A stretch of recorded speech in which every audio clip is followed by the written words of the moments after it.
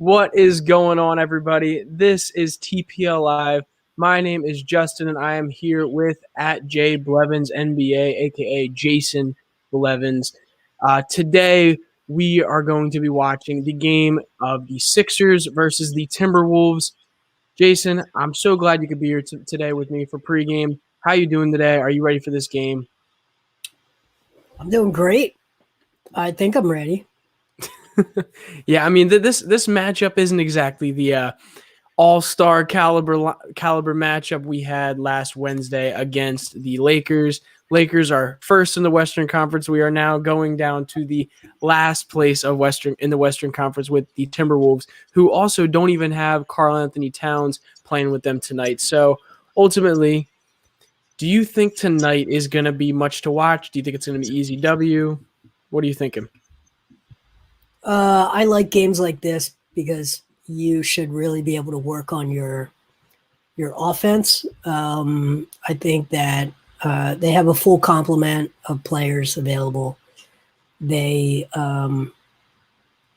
should be working on execution, and this is like a professional opponent. Mm-hmm. And those are games that you can learn a lot about your own team. So I like these kind of games. The Lakers game the other night was a great show, a great game, but the Lakers have the swagger where they're gonna guard Ben Simmons one-on-one, and he's gonna get downhill. They're not gonna use the sort of scouting report. They've got the bravado of, no, we're gonna beat them mano a mano. So it's a different type of thing you learn on games like tonight. So, I'm looking forward to it. Yeah, I can understand that. I think it'll also give us a chance to obviously. I think this should come down to a W from the Sixers. I do. I think today also give a chance to kind of mess with the rotation a little bit. I think the past few weeks, and I mean, obviously this has been happening since the beginning of the season, but we're definitely still trying to figure out that guard rotation and that forward rotation, especially coming off the bench. So I think that'll be interesting to see how that goes. Has there been word on whether or not Embiid's going to be playing tonight? I know Cat is not playing. Is Embiid active tonight? As of an hour ago, Doc, exactly an hour ago, Doc said that he expects him to, but he wasn't sure. So he did go through the walkthrough this morning, shoot around, which meant his back woke up this morning not too tight. So you would think that he probably took an afternoon nap. They're probably getting him loose right now, but what him going through the walkthrough tells you is that their game plan is to have him available. Gotcha. So yeah, I mean, obviously we hope he's playing. I think the fact that, like you said, he went through walkthroughs this morning, hopefully serves to be good things. We don't need our MVP candidate going down at all. So that fall was scary, though. Do you want to talk about that fall last Wednesday against the Lakers? I know there has been a lot of stuff in the media about LeBron James and whether or not it was a dirty play, whether or not it was Joel Embiid flopping. You have Embiid saying that it was a dirty foul. You got LeBron. I don't know. Just what are your opinions on that? What did you see? Nobody flops like that.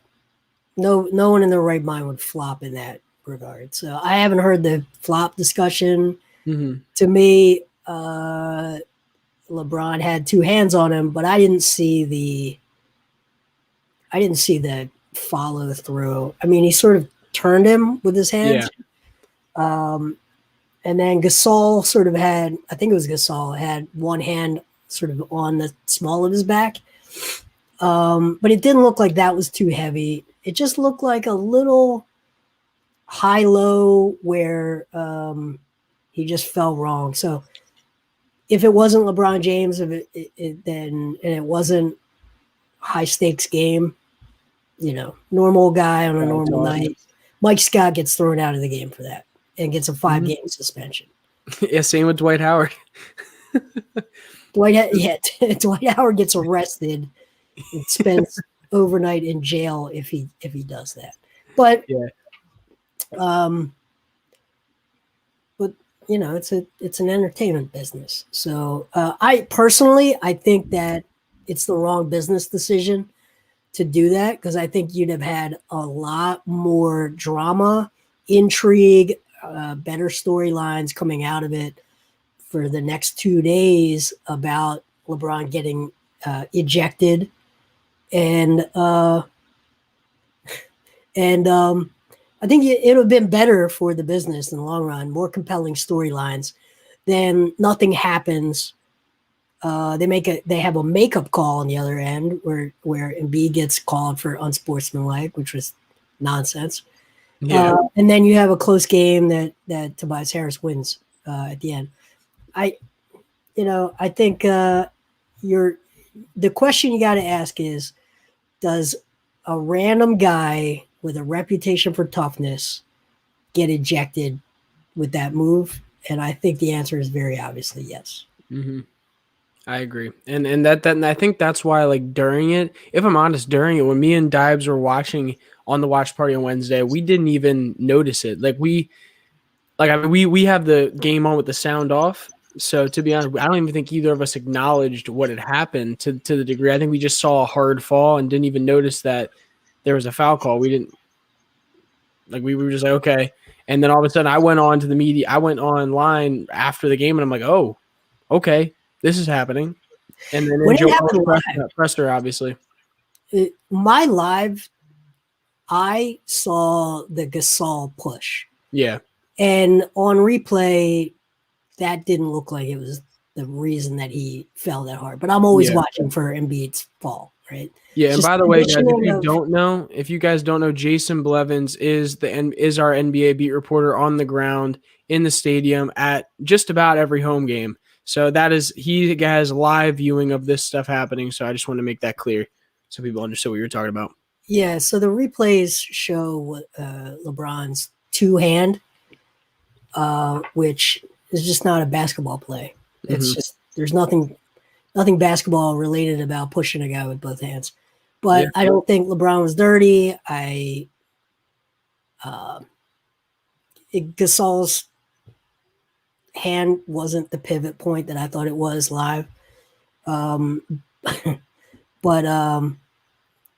I think it just shows that stars get different treatment.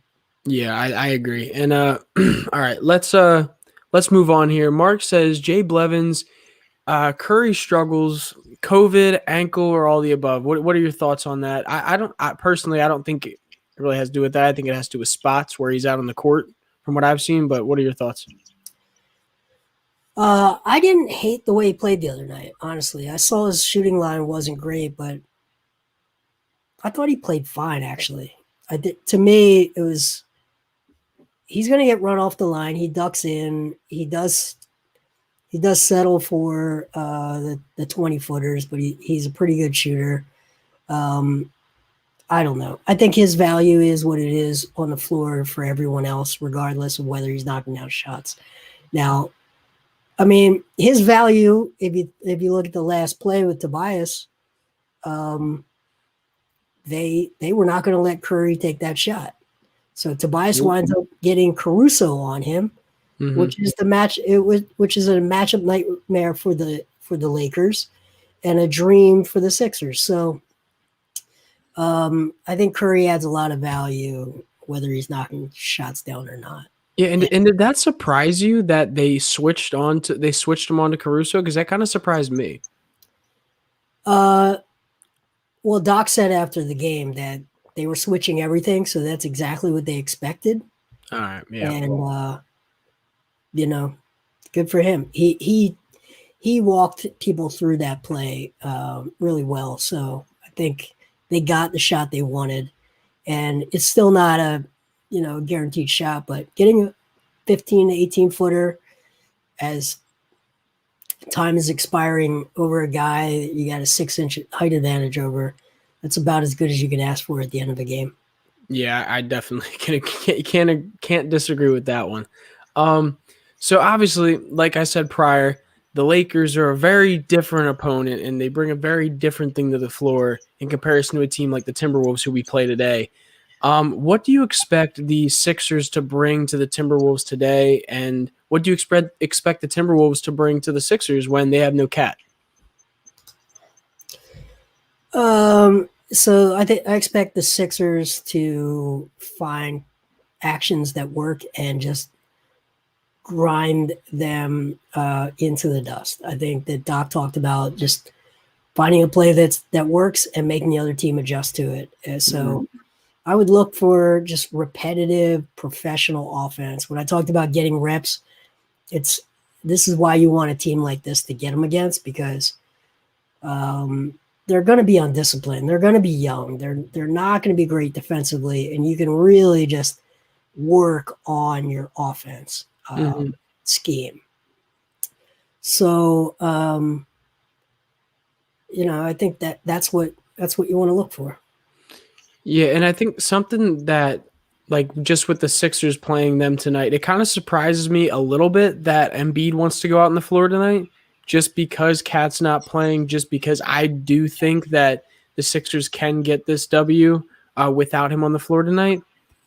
But I understand why I understand why he'd want to play. I mean, he's on that MVP race right now. He wants to show that he can stay healthy and play good minutes. He wants to be there for his team, wants to keep that that chemistry going for the starting lineup. So I get it, but just to me, like, I think the team also needs to learn how to win without him and how to get an offense going.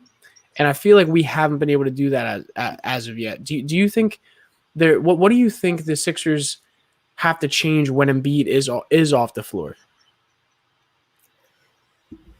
I mean, so much of how they're constructed relies on him being in the middle on both ends. So it's just, there's no getting around it. You're not going to have a backup that is Joel Embiid, that plays the same style, that has the same ability. You just aren't going to have that guy. That guy would not be a backup in the league. To me, this is really important that all of the parts of this roster play as many games together as quickly as possible. Yeah. To build continuity, right? To really know what they can do, to know what works in live game action, what doesn't work. Because what happens in a practice gym 5-on-5 against people that you know all the time, you can fall into patterns. Against a new opponent every night, you have to see what these things can, what works, what doesn't. Mm-hmm. They just have to play together a lot. They have to play together as much as they possibly can. So if there's nothing structurally wrong with his back, I think you play as often as much as you can, as against as many different opponents as you can. But if they do their job, he can play 24 minutes tonight. Yeah, and we saw that earlier in the year. Yeah. So the old school load management, right? Yep. And listen, I think that's the best way to do it, honestly. I mean, if you can win a game by, like, and we saw it early, excuse me, we saw it earlier in the season. If you can win a game by 20 and that last like fourth and like second half of the third quarter, you don't even need your starters out there, especially Embiid, it's obviously a good sign that the Sixers are going to be on a run. Is this you? Did you click that? Yeah, I did, because okay. I think it's exactly right. I think they're built like a let's say an Italian race car, you know. Okay. When all of the parts are working together, it's a beautiful thing. But any one thing that goes wrong, it's in the shop. So I think Yams is exactly right with this. But it's definitely, it all starts from him, right? I think he is the most important player on the team, not just because he's the best player, but because of just how much has been constructed around him.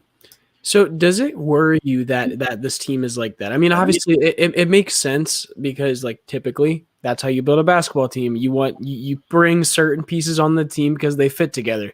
But does it concern you that if, say, Embiid, Ben, even Seth, we saw when he was out, they struggled. Like, does that concern you that when we don't have one piece out on the floor from out of that starting lineup, that we struggle pretty extensively on the offensive end? Well, go into the future and tell me whether they're all healthy during the playoffs. Yeah. And I'll tell you whether I'm concerned about it now. Because if they're not, if you know that one of them is going to be out during the playoffs, then yeah, you should be concerned. If you know they're all going to be healthy and they're gonna deliver a healthy team to the playoffs, then it just doesn't matter that much. There are a lot of teams that are just a collection of really talented guys, and you throw them out there and you hope for the best. This is not that team. This is just a crafted roster, which is not something I'm used to seeing from the Sixers, which is I think why this year is a lot of fun to watch. I wanted to ask you specifically a question about the Sixers for today's game. D'Angelo Russell. Now, D'Angelo Russell, when he played us during that Brooklyn Nets series, he obviously gave us hell a lot of times. You saw him hitting deep threes on us, hitting some really nice shots. Obviously, we ended up winning that series pretty handily, but damn, every single game felt like it was close. What do you think of D'Angelo Russell, and do you think he is like a franchise player for a team, or do you think he's a guy who's going to keep roaming around on other teams? I think he's garbage. I think he's absolutely garbage, and it's fake. It's fake stats, and I really liked him in the draft. So this is not like confirmation bias because he was a guy. I think that was the Okafor draft. Really wanted D'Angelo Russell to fall to 3. I believe that's the Okafor draft. And he went to the Lakers number 2. And I really did like his game because I thought he had an ease, he had a shooting ability.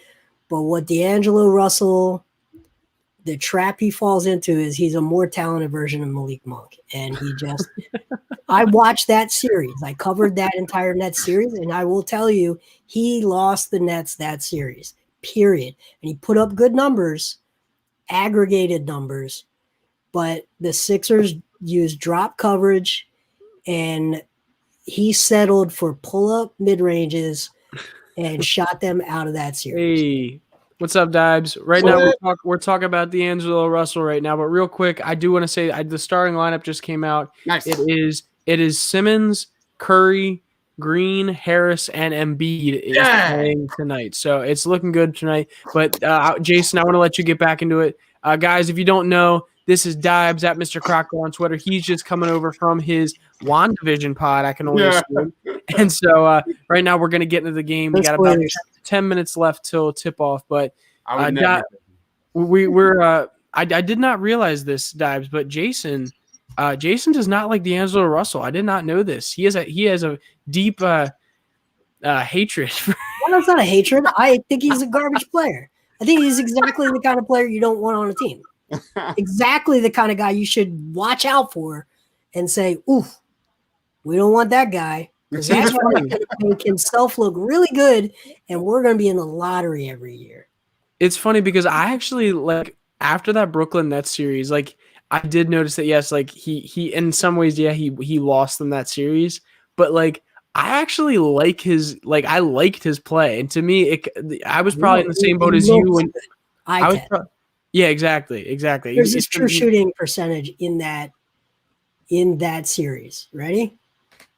True shooting percentage in his lone playoff appearance with the gentleman's sweep, 44.6.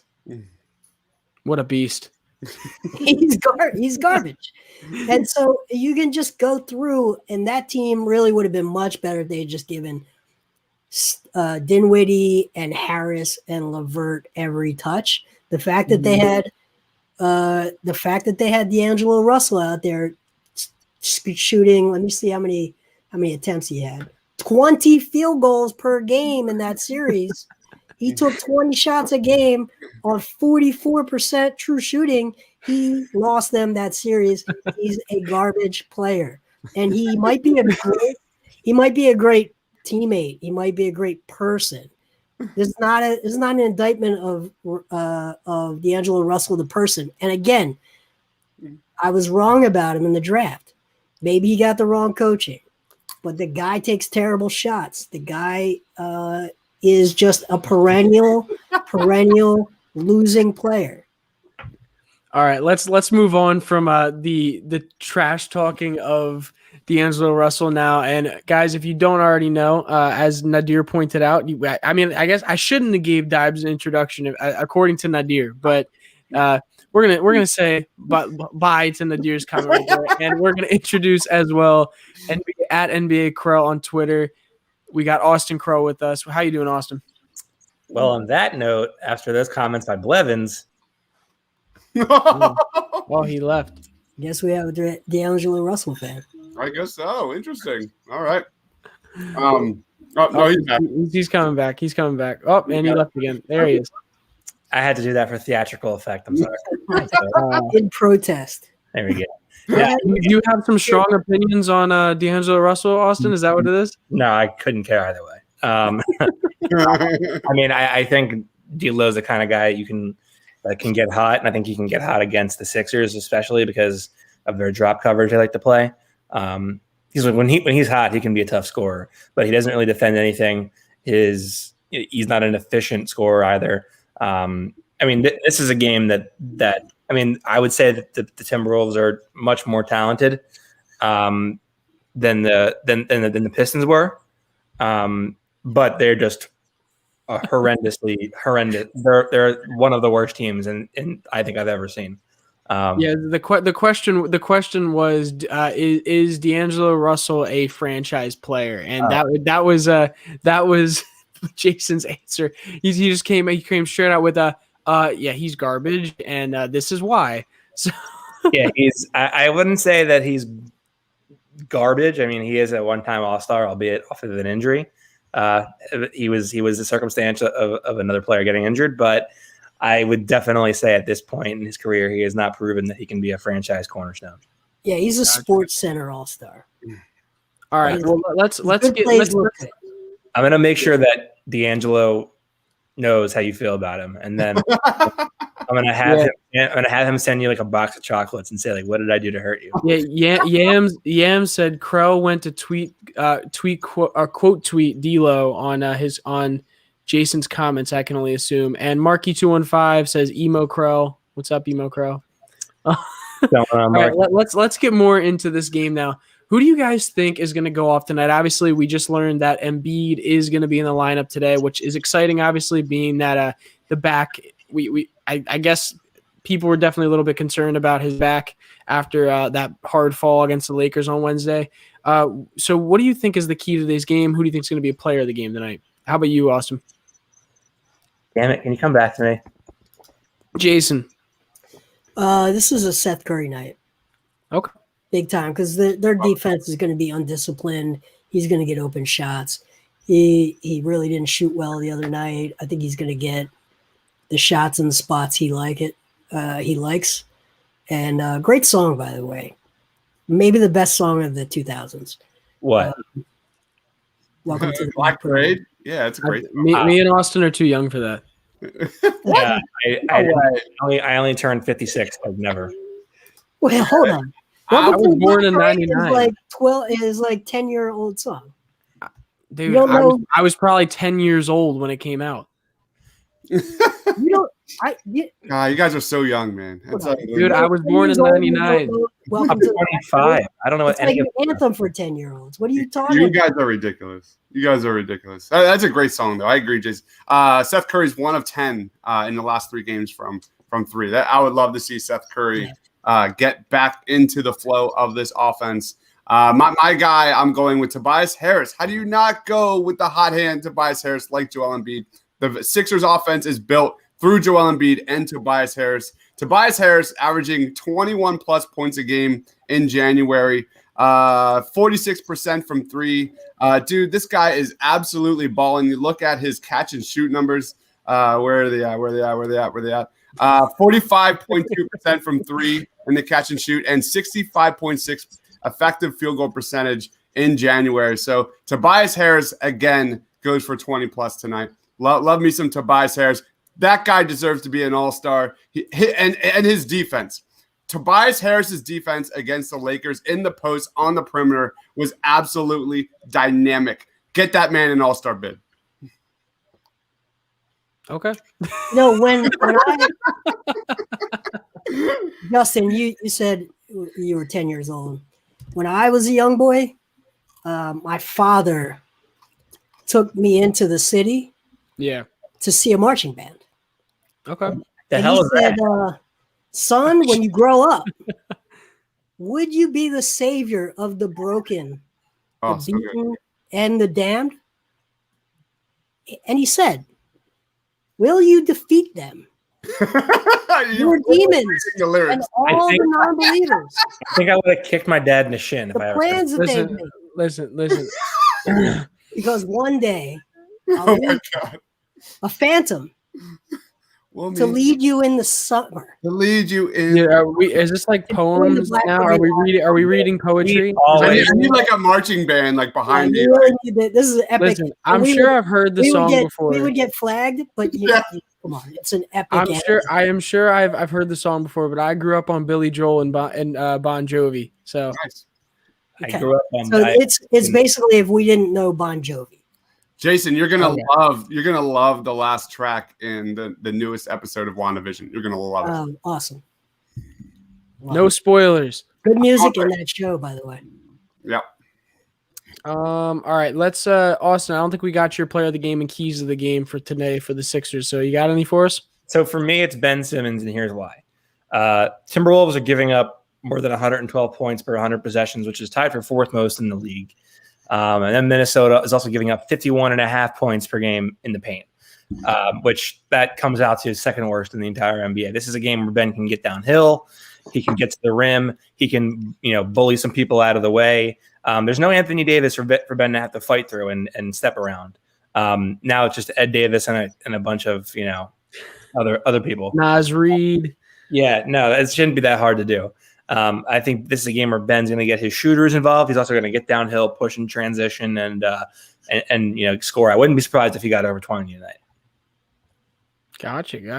We got Marky215 saying no spoilers on WandaVision. Listen, there will be no promises. Don't go and watch the last live stream if you don't want to be spoiled. Don't do it. I will say though, I did watch the episode already. I watched it earlier today. It is very good. So definitely go watch it. Things definitely start coming together more. We're getting a lot of people saying that they want us to do more live concert live streams. We did one last night. It hit over 2,500 views. So I think we're going to start doing that more often because you can all these virtual concerts going on. It's fun and it's a good time. Gotcha. Maybe we'll get on that. Dunder Dude. Hey, by the way, I do another podcast for a couple of touring bands. The Paranoid Style we've done a review for. And Amy Rigby. Amy Rigby is actually going to be doing a live virtual concert, but actually coming down here 15 minutes from me to film it at the Arden Theater. So I'm thinking about going in there, filming it for us, and live streaming that. How much they paying her to go to Delaware? I have no idea how much they're paying her. That seems like a really rude question to ask. I think I need a hefty fee to go to Delaware. Yeah, Austin's Venmo. Don't forget. Anyway, a hefty fee to go. It's that membrane 10 minutes south of Villanova. Jason, right in Aston, I haven't had a membrane that was functional since like 1997. Are you insane in the membrane? What? Are you insane in the membrane? Sure. I knew that reference. I want to get something out before we get this game started because we're like really close. John Chaney died today, and John Chaney is a really special person to me. I was a Temple fan before I went to Temple. John Chaney is one of the best leaders of men. This guy instilled something at Temple that continues on today. Temple toughness. He was one of the revolutionary guys about building discipline, about building character through hard work. Rest in peace, John Chaney. This was a really hard day for me. For whatever reason, this one hit me really hard. This is like Chadwick Boseman. Like I saw it and I was out. And thank you, John Chaney. Go Temple. You're the man. I saw the video of him like almost fighting John Calipari at the press conference, and I was like, it's like, damn, I wish I like followed sports back. Yeah, I remember that. I remember. I also don't know if I was alive back when that happened. So Yeah, probably not. It's probably like early to mid '90s when that happened. I probably wasn't alive yet, but I saw the video. That was pretty cool. Yep. Where he confronted Calipari. Send the goons get you. Remember the goons? Remember the goon game, Jason? He was like, I'll kick your ass. And it was UMass. the reporters picked it up. It was great. Yeah. That was Jason, you went to Temple as well, right? Yeah, I was there in that era. So Rick Brunson, Eddie Jones, Aaron McKee, we were all in the same dorm building. So spent a lot of time with those guys. I've talked on here before about just the first time you see the difference between an obvious pro and a college level athlete. And I'd gone to high school with the McDonald's All-American, MVP of the McDonald's All-American game. His name was Eric Edwards. He was co-MVP with Sean Bradley, believe it or not. Wow. Yeah, he was a little bit older than me, but there were 5 all of the starters on my high school team played Division I basketball, and then I went to Temple and saw that next level, and it was crazy. So Eric Edwards went to Xavier, which was a rival, A-10 rival, but the leap in Eddie Jones, like one of the best, most talented players to ever play the game, super underrated. Aaron McKee, one of the most professional basketball players of all time. And then Rick Brunson, people forget that Rick Brunson, Jalen Brunson's dad, played in the NBA for 10 seasons. So John Chaney was putting out professionals. And one of the other things he did in an era where Prop 48, where there were rules, and I don't know what still exists with college, but you had to basically get a 700 minimum on your SAT and have a certain minimum in your grade point average, or you could not play as a freshman. And he was a program that he would take those guys in, let them practice, train them for that sort of academic redshirt season, and then put them out and let them really get a chance at a really good life. And Eddie Jones was one of those guys. He was a Prop 48 guy. So, the guy turned out NBA All-Stars. He turned out 10-year professionals. He turned out college head coaches. Just a fantastic. And if there's any one person you want to like say who defines what Philadelphia really is, John Chaney would be really high on that list of what is Philadelphia. You want to point to one person, I'm trying to think of someone else, but he's real high on that list. Bernard Hopkins. I think you should lead the eulogy for his funeral. That was really well said. Yeah, that was great, Jason. All right. I'm going to do that. We got Coyle here with us, by the way. Coyle just hopped in here. How's it going? So I was gonna say hi, and then I heard what Blevin was saying. I was like, I gotta let him go. He's speaking some truth. Don't lie. Coyle saw that Embiid was playing tonight. I was like, sure, I'll do this. He didn't want to be a part of a sleeper stream. Dude, okay, the real question is, why is it every time I'm like hosting a stream, is it the Sixers either lose or they have like a really like just bad game all around? Yeah, I don't know. Let me check my chicken bones and Jason, can we send Justin into the bubble, cover the G League with Sixers at him? Do we have the budget for that? Is that I will fund it to see little Justin go over to the bubble and like try to hold his own. Wow. I have faith in him. It wouldn't bother me a bit. I trust him. Oh, appreciate it, Jason. Appreciate it. All right. Chris Dunn said, I love how Justin always asks the really good questions. Like when we're in here, he's always constantly coming up with those questions. There's interactive questions. I honestly think he would crush. I'm gonna ask a question today. No question. I don't know who was on the doc pregame, but right before you started talking, I just went off the cuff and said, I'm in the process right now of trying to figure out 3 questions to ask because someone's going to take my question, and I know I'm not going first. So I got to come up with 3 questions. I'm just, talking out loud. And I wound up going second, and I was like, oh, shit. Second question. I could have handled number 1 or number 3. Second. So I went with number 3. And I got the last question, and he like shut me down immediately. He was like, yeah, I'm not going to talk about that. I was like, oh, you've been shut down a few times. Yeah, I think you got a really good question, a really good answer. Given it's obviously a question he's not going to answer. Yeah, he said he did let slip. I know where we can improve. Yeah. He did he started to give a response and then was like, reel back. Yeah, and I was like, can someone else ask an equally poor question, if not a worse question? I thought it was a funny question. It's just that he's never going to, any seasoned coach is never.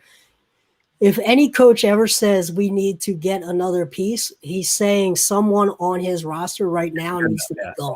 Yeah. There's just no. I was banking on him not being that seasoned of a coach. It's dumb. You could have gone to Ryan Saunders and said, hey, Ryan, do you think you're 3 or 7 pieces away from being good? Is it 3 pieces or 7 pieces? He'd be like, shit, 13? I don't know. Probably get a better answer from here. And in the back of my mind, I was like somewhere Derek Goddard's seeing this answer, and he's just like shaking his head like this fucking guy. I clearly took Rich Hoffman's question though. Yeah. He got a better answer than I did because I think Doc got more time to think about it. Before I go, because I'm not going to stay on for the feed.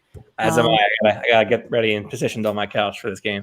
Minnesota is not one of those franchises that's just completely dysfunctional. They have a really nice arena. They have a good fan base, actually. And they run a nice operation. I have nothing but good things to say about the organization in Minnesota with the Timberwolves. Why do they continue to struggle? I just think that they are attracted to the type of players that look good on SportsCenter, but don't lead to actually winning games. And I think that's what they need to really change. So good program, good organization, good franchise. They're never going to be a free agent destination. But they got it. They almost were, but then they traded him away because he didn't want to play for they weren't working hard enough at 4 a.m. Can I no, but before we get into this, because I do have a really good story. Austin, what are your final thoughts? Who wins this game? I've gone against the Sixers twice, and they've won one of those 2 games. I'm going to pick the Sixers to win tonight. I think they win by more than 10. Nice. Awesome. And if there's ever a game to win handily, it will be against the Minnesota Timberwolves on the road. Yeah, and with Ed Davis starting. Awesome. Where can we find you, Austin? In the dumpster somewhere. In the dumpster, in the dumpster down by the river. Down by the river. Yeah, exactly. You can find me on Twitter. My handle is in the name on your screen and at NBA Krell. I post all my podcasts, all my stories, all my reporting there. So later, guys. Awesome. Thanks for joining, Austin. Austin writes recaps of every single Sixers game, essentially, at thepaintlines.com. Literally, when the clock hits 0, it's pretty much there. So, no pressure, Austin. But can I tell my John Chaney story? Is that cool? Yeah, I'd like to as well. All right, we're getting close to tip-off. Long story short, it was 2004, and I was there for John Chaney's 700th win. I was front row on the court. And it was against St. Bonaventure. I was part of like the Cherry and White Club, and we rushed the court when he won. I was holding up one of the signs there, and you could see me on ESPN, and that was a big deal when I was just a little kid going to Temple. That I actually saw myself on ESPN Sports Center. It was a really epic moment, but I remember just like celebrating, and we don't get many of those. I was at Temple when the basketball team wasn't great. They were really good right before I went there. Then they sucked. Then I left, and then they were really good again with Fran Dumpy. But anyway, that's my John Chaney story. What about you, Jason? I remember so Rick Brunson and I were pretty friendly. We were both freshmen together, and let's say it was after the season, and we were hanging out. I think we were like in the elevator, and he was like just down, and he was thinking about transferring, and he was just really in sort of a funk.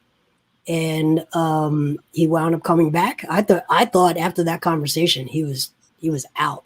He came back and led that team to some really, really good. I think they went to a Final 8. John Chaney turned him into a professional floor general who played 10 years in. But it just shows you that early on, John Chaney was super tough on these guys. 5:30 a.m. practices. Yeah, and the ones that could hang out and do it, they were forged in fire. And especially for a point guard, they learned how to become professionals. They learned how to become successful. So that's my John Chaney story. That was a big deal when John Chaney's practices, like at the crack of dawn. That was like the thing back in the day for John Chaney. People, that's what you thought of. Like just he was a tough coach to play for, but he made you into a man. And he built he just built character, and that was it's just sad. It's just a sad day. So they trying to guard Ben Simmons with D'Angelo Russell. Is that who they got on him? All right, game's on. By the way, here we go. No. All right, I'm gonna let you guys go. Good job, guys. Thanks to everyone who's watching. Thanks for hopping on. Later, Jason. Yeah, I real quick because you were just talking about how you had that moment like you saw yourself on TV or whatever. Yeah. When so like I've only been to, I could probably count on two hands how many Sixers games I've been to. Like it really hasn't been that many. But every time I've gone as early as possible because I've always loved like being like going and watching the players before game time. Mm-hmm. And so I remember I went with my girlfriend at the time in like my first year of college. We got there early. I'm I'm not kidding at all. I'm one of the first people like in there in line. I walk in and I'm just like just watching. I'm like, oh, this is so cool. And then later that day, I look on Sixers Instagram and I could see myself in the back of like a picture they were taking pregame. Like I could see myself in, like sitting in my seat. I was like, oh, that's me. I'm like, that's me. Awesome. So that was one of Justin's first experiences watching basketball on the professional level, and I was very, very excited. Two bad takes from Ben so far in this game, but at least he's putting them up. Yeah. By the way, I'm on Diabler time because I'm streaming, so I can do some recording. So I'm gonna be on Diabler time. Oh man, I don't know what Diabler time means. Like infinity times behind you. Okay, I see. That video was so funny. I'm like literally 30 seconds behind you of us, me and Justin just freaking out. Yup. Win. Dude, I was like giving a play-by-play, and then I'm like going on about it, and all of a sudden you hear, yeah. Man, that game alone just made me wish.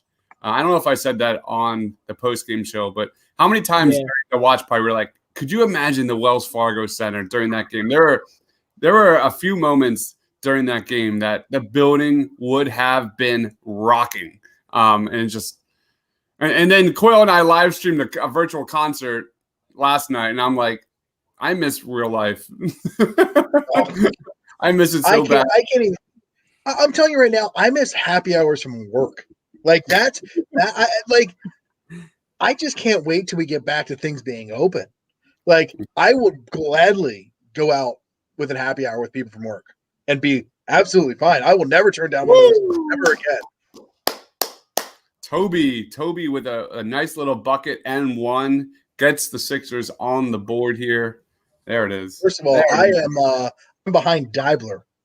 That's Coyle, how, who's your player of the game? my player, Maxey. I put it in the chat. Maxey's gonna be my player of the game. I think he's gonna get some big minutes tonight because we're gonna go up by 1,000,000 points. Love it. Love it. Yo, Embiid, bro. Embiid just like, oh my god, the things that he tries to do with his body is just funny to me. I'm like, like you're 7 foot tall. Like, what are you doing? All right, I guess he didn't really try to do anything crazy there. It looked weird at first. You'll see what I'm talking about. Yeah, that was I don't know what he was doing there. He literally like dove like under the rim and then tried to just like.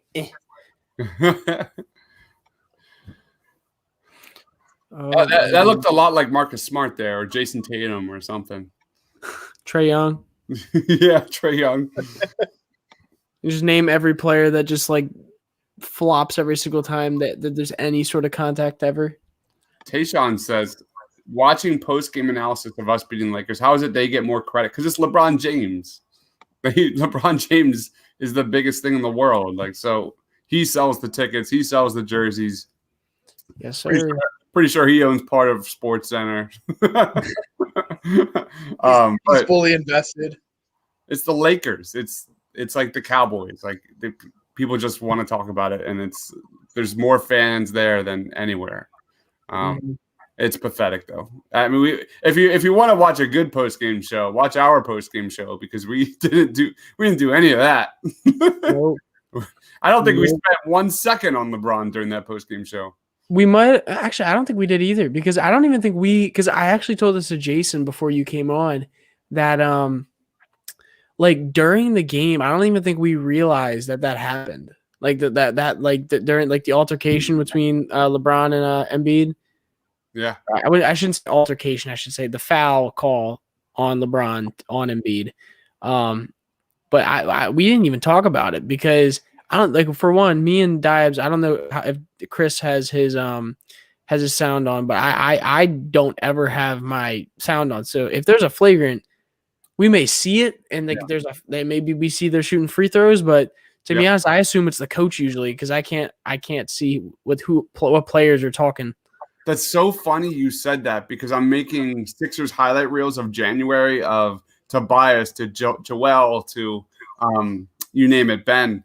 So I'm making all these separate highlight reels, and it's really the first time I've heard Mark Zumoff during these games because I have it. I can't hear the TV right now. Yeah, so neither do I'm I. rewatching the games, and I don't remember like Zumoff going crazy after a big bucket. I'm like, that's great.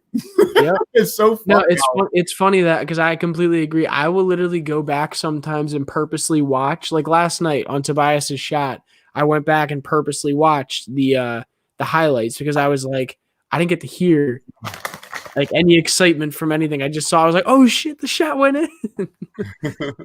So I don't know. It is funny though because sometimes I feel like you get a better like it's same thing with football to me. I feel like sometimes if you don't hear what the announcers are saying to like keep you emotionally invested, you kind of can get like more of a down and dirty just look at how a team looks, if that makes sense. Rather than like going with like the flow of how announcers are trying to like sway the game, if that makes sense, especially in football. Yeah, I don't think like I love Mark Zumoff, but like listening to Mark Zumoff hasn't changed how I look at the game at all, or I'd say not listening. So it's all the same thing. I got you. We just look like we can't hit a shot. This is a pretty poor showing with, and I'm not liking the actual shot attempts either that we're getting. 2-11 from the field so far for the Sixers. Offense is not in rhythm tonight so far. Is that Curry for a bucket? There it is. Splash Curry gets a mid-range pull-up J. Hopefully that gets But Seth even- Curry locked in tonight. Even that, like, I'm not happy with that shot. All right. Well, looks like you can't please Coyle, guys. You can't please. No, you're not going to please me Every unless I'm getting threes or dunks. That's all I want. Wow. Maury ball. Or should I say the NBA now? That's the NBA. That's not even. It's not Maury ball. That's the Unless you're on the Spurs. Steven says, Coyle, take the lid off the rim, please. Huh? Now he knows what I'm talking about. Your fault, Coyle. It's right there. It's all me. Ah, I'm confused. ruined. I don't know. Well, it's like a saying there's a lid on the basketball rim. Yeah. And Take the it's lid cool. off. It's my fault. Ah.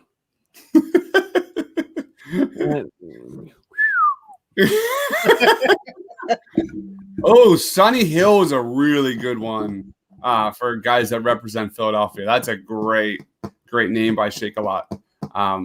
Sunny Hill is a Philly legend, man. Philly basketball legend. That's a good one. Anyway, we have a name that Sixer for halftime show, and there is a theme. And you don't get them right. This theme has been going on for every game. Last time it was processed. Nasty gets them. Nasty and Steven get them, and we have no idea who any of these people are. So I think you'll be fine. Maybe Nasty and Steven need to be the ones on this Sixers watch party live stream. They actually know the history of the Sixers. Maybe they should be on this. You'll be fine. I just don't recognize people. That's the problem. Like I'm even terrible. You ask me like who people are, like actors and stuff like that, and I'll be like, I have no idea. I don't recognize people. Like it's really weird. I think you'll be fine with this one. I really do. Typically with sports, like I do recognize people. I just didn't watch sports at usually when these people are up on the board. So I can't know who I have never seen before in my life. What's really funny is that like Deibler will, because we've done this with like Phillies and we've done this with other things with like sports trivia and stuff like that. And if you put like the scene of when something happens where it's like who scored on this play coming around third, I'll be like, oh, that's da da da da da da. But I just can't put a face to people. Like I don't see people's faces, apparently. I was thinking about we should do a Philly sports draft of moments where you pick like just like we do with the drafts, Coyle, but do a Philly sports moments draft. That would be really fun. That'd be pretty awesome. Mike Scott's 3 against the Nets was a pretty. Well, good I mean, whoever gets the Brandon Graham strip. I literally sack. was about to say that. I got that sitting on the ground right now, waiting to get hung up. I just got the frame for it. Like that. So plays. So that Philly special. Those are like probably 1 and 2, right? Like, you gotta think those would be the top 2. Chris Dunn says Brad Lidge. Step over. Brad Lidge. The Brad Lidge. The Eric Callis call. Great one. That dude. When that happened, so that was 2008. So I was 9 years old when that happened, I was 8. I didn't really understand yet just how bad baseball could be. Like my dad. What's up? What do you mean how bad baseball could be? So what I mean by that is that year I was like, I played baseball then, like, but I was kind of too young to understand like how hard it is for a team to win a championship. Mm-hmm. Like I was watching and I was like, oh my, because like the Phillies were decent to the year before that, and like coming up, and then all of a sudden it was like, boom, they're winning, and I was like, holy, like the team I'm rooting for is winning championships. What? And my dad told me, he was like, listen, he's like, take this in because this doesn't happen often. And when I was eight, I was like, what do you mean? I'm like, come on. And then like the next year we went back and I was like, okay, like this is the like team's good for like 2 years after that. And all of a sudden I'm like, wow, baseball is awful. This sucks. Like no one's playing good at all.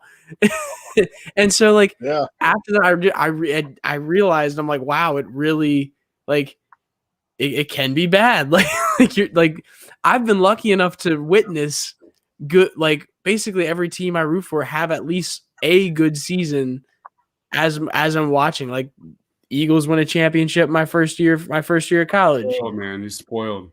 Yeah, I am. Very, very Now, much. and now spoiled. the Sixers are number one in the conference. So Spoiled. I grew up in that so I was born in '84, so I grew up with terrible Sixers, terrible Phillies.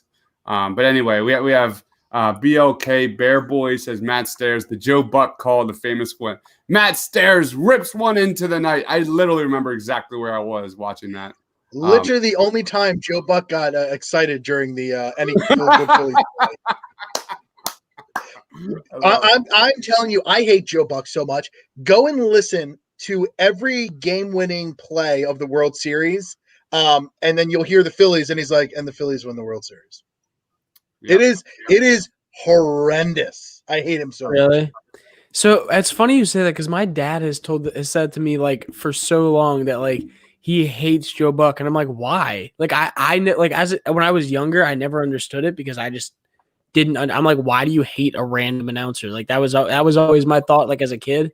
And then like I listened to who are the commentators for the Super Bowl, Eagles Super Bowl? It would probably be Joe. Was it Collinsworth? It was Joe. No, I think it was Troy Aikman and Joe Buck. Okay, because It would probably be. when I listened to that, I was like, "Oh my God, are these guys gonna like? Do they want to sit on Tom Brady's crotch? Is that what they want to do, or do they want to put their face next to it?" I'm kind of confused. No, Like all of the above. Like I was like, okay, I understand. Yes, Tom Brady's a champion. I understand he how good he is and everything like that. But I'm like, oh my God, can you just keep his dick out of your mouth for like 2 seconds? I'm like, dude, like let be neutral. At least try. No, they can't. It's impossible. Absolutely impossible. Like, and here's the funny thing, and I was like, oh, there's everyone saying no, it was Collinsworth. No, it's definitely Collinsworth. Oh, it was Collinsworth and Al Michaels. yeah, I was gonna say Regis Kathy Lee or whatever. Maybe it was Collinsworth then that was doing it, but I just remember like consistently like sitting there with one of my college buddies being like, dude, what it like, dude. I'm like, I thought announcers are supposed to be neutral. Like, it seems like they really think Tom Brady's gonna win this game. I was like, yes. All right. And then came Brandon Graham, and he said, "Sorry." All right, I don't think he said sorry. I think he said "fuck you." Like he said something like that. I think we should do top Philly plays in Philly sports history and do a draft, and there'll be a live draft here. We'll stream it, and then we'll throw it on Twitter, and you vote for which team is your favorite. Maybe we'll do it on YouTube because I think YouTube gets more votes. But you vote for which team the best. Where does Joe Blanton's like 37 foul balls? Oh man, or Brett Myers. Brett Myers. Remember Brett Myers going against CeCe? Oh, Joe Blanton had the home run. Blanton had the home run. Yeah, Brett Myers fouling them off, and I think he had like 2 singles in that game. That was terrific. Steven says Dr. J choking Larry Bird, miracle at the Meadowlands, 100%. Gene Hart and the Flyers win the Stanley Cup. How about Claude Giroux railing Sidney Crosby and then getting a goal against the Penguins in the playoffs? Epic moments. When was that? 2008? 2010. We have Chris Dunn says Harry, 93 National League Championship Series. Phillies are world champs, 100%. The overtime winner by Keith Primo. Oh my God, that was terrific. At like 3 a.m. in the morning. I think that was against the Penguins. That's a good one. Ben Simmons' first 3 last year.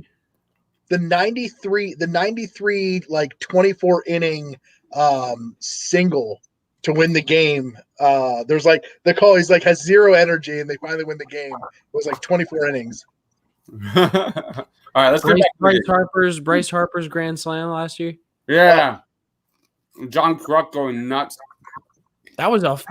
Here's the thing, though. It's like you can hit a grand slam, like you can hit a home run, you can hit a home run in a big moment, but like the amount of like he hit the shit out of that ball, like Wait.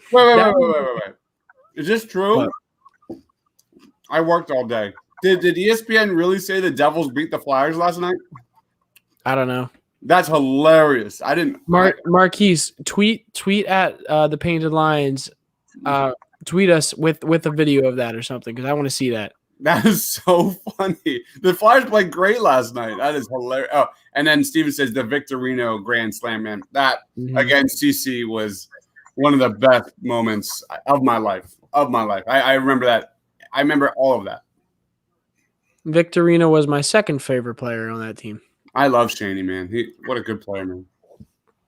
The flying Hawaiian Shane Victorino. He like represented like everything I was as a baseball player when I was a kid. Because I was so small and I could not mind you, he had a little bit of power, but he kind of just slapped at the ball. Yeah, he just threw around, hit really good with being able to throw the ball wherever he wants. I'm excited for baseball. I can't wait for that to start. Look at Ben attack. Ben. You think they signed Didi? I hope they do. I love Didi. Yeah, he was a beast. I'm just glad they signed JT. Me too. Imagine they didn't sign JT. Imagine.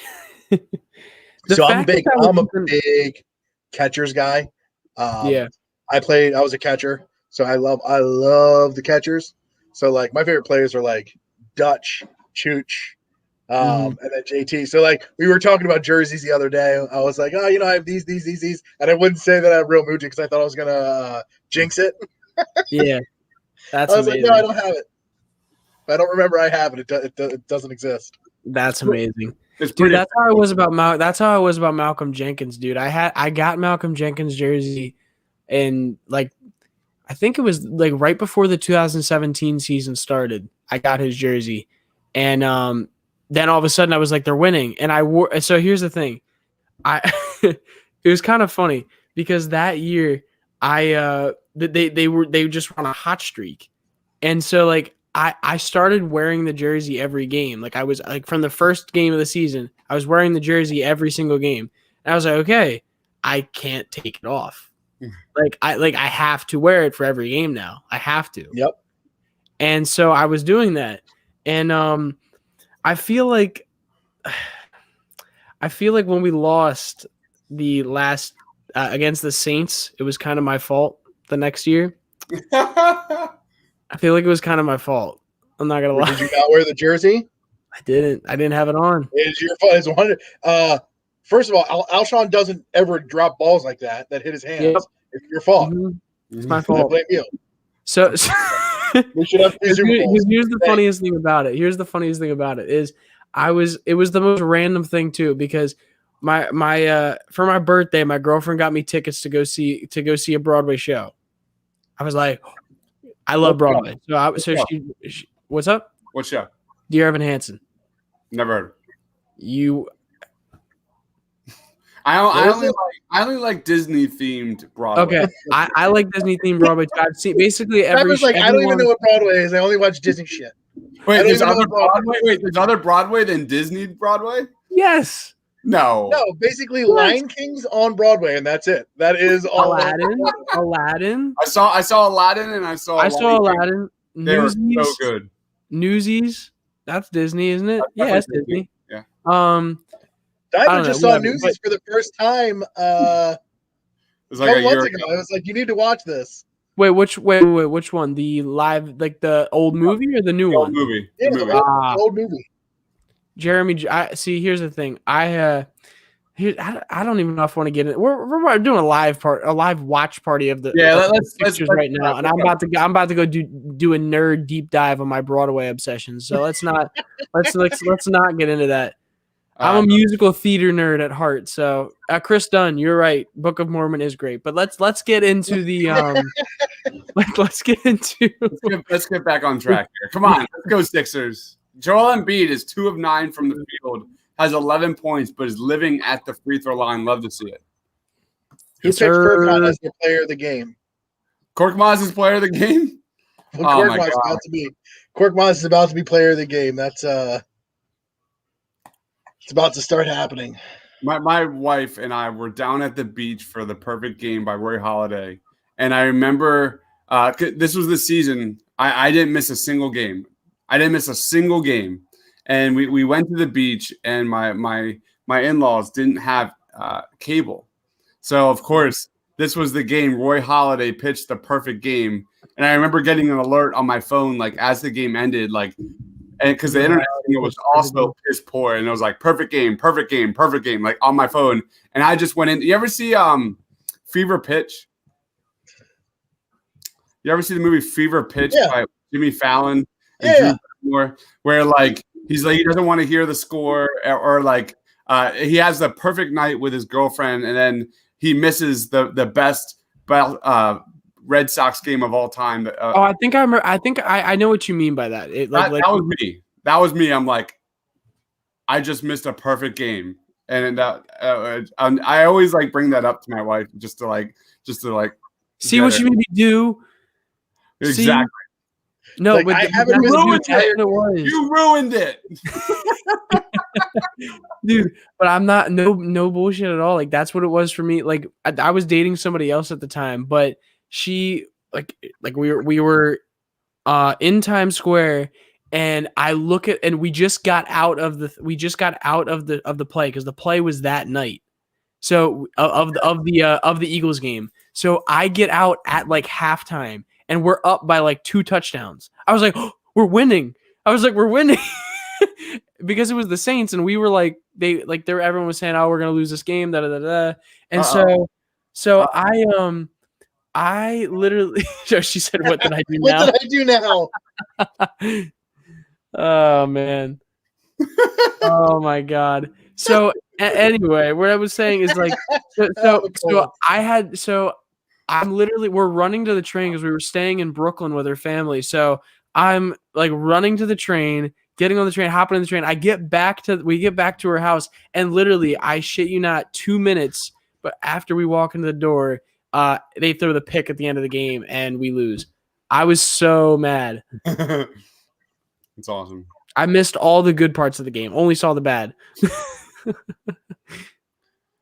All right, Sixers got the lead here, 25-23 on my end. 51 seconds remaining. Wait, hold on. You have the same amount of time that I. No, I'm looking at the box score. On my end, I've got 58 seconds. So Sixers kind of weathered the storm there. They started shooting very poorly here in the first quarter, kind of getting a little bit back on track. 2 turnovers so far. Now they're shooting 5 of 20 from the field. That clearly needs to get better. But the storyline of the game so far is the Sixers living at the free throw line. 13 of 13 from the free throw line in this first quarter. That's pretty crazy. Yeah, I mean, it's crazy, but are we surprised? No. I feel like this, like when it comes to getting inside on this team, it's going to be a pretty easy game when it comes to that. What are your opinions on the Timberwolves? Obviously, like they're the last ranked team in the West right now. They're really bad so far this year, and Cat's not playing. But like, do you have any like actual opinions on the players on the team or the team at all? They're a garbage team.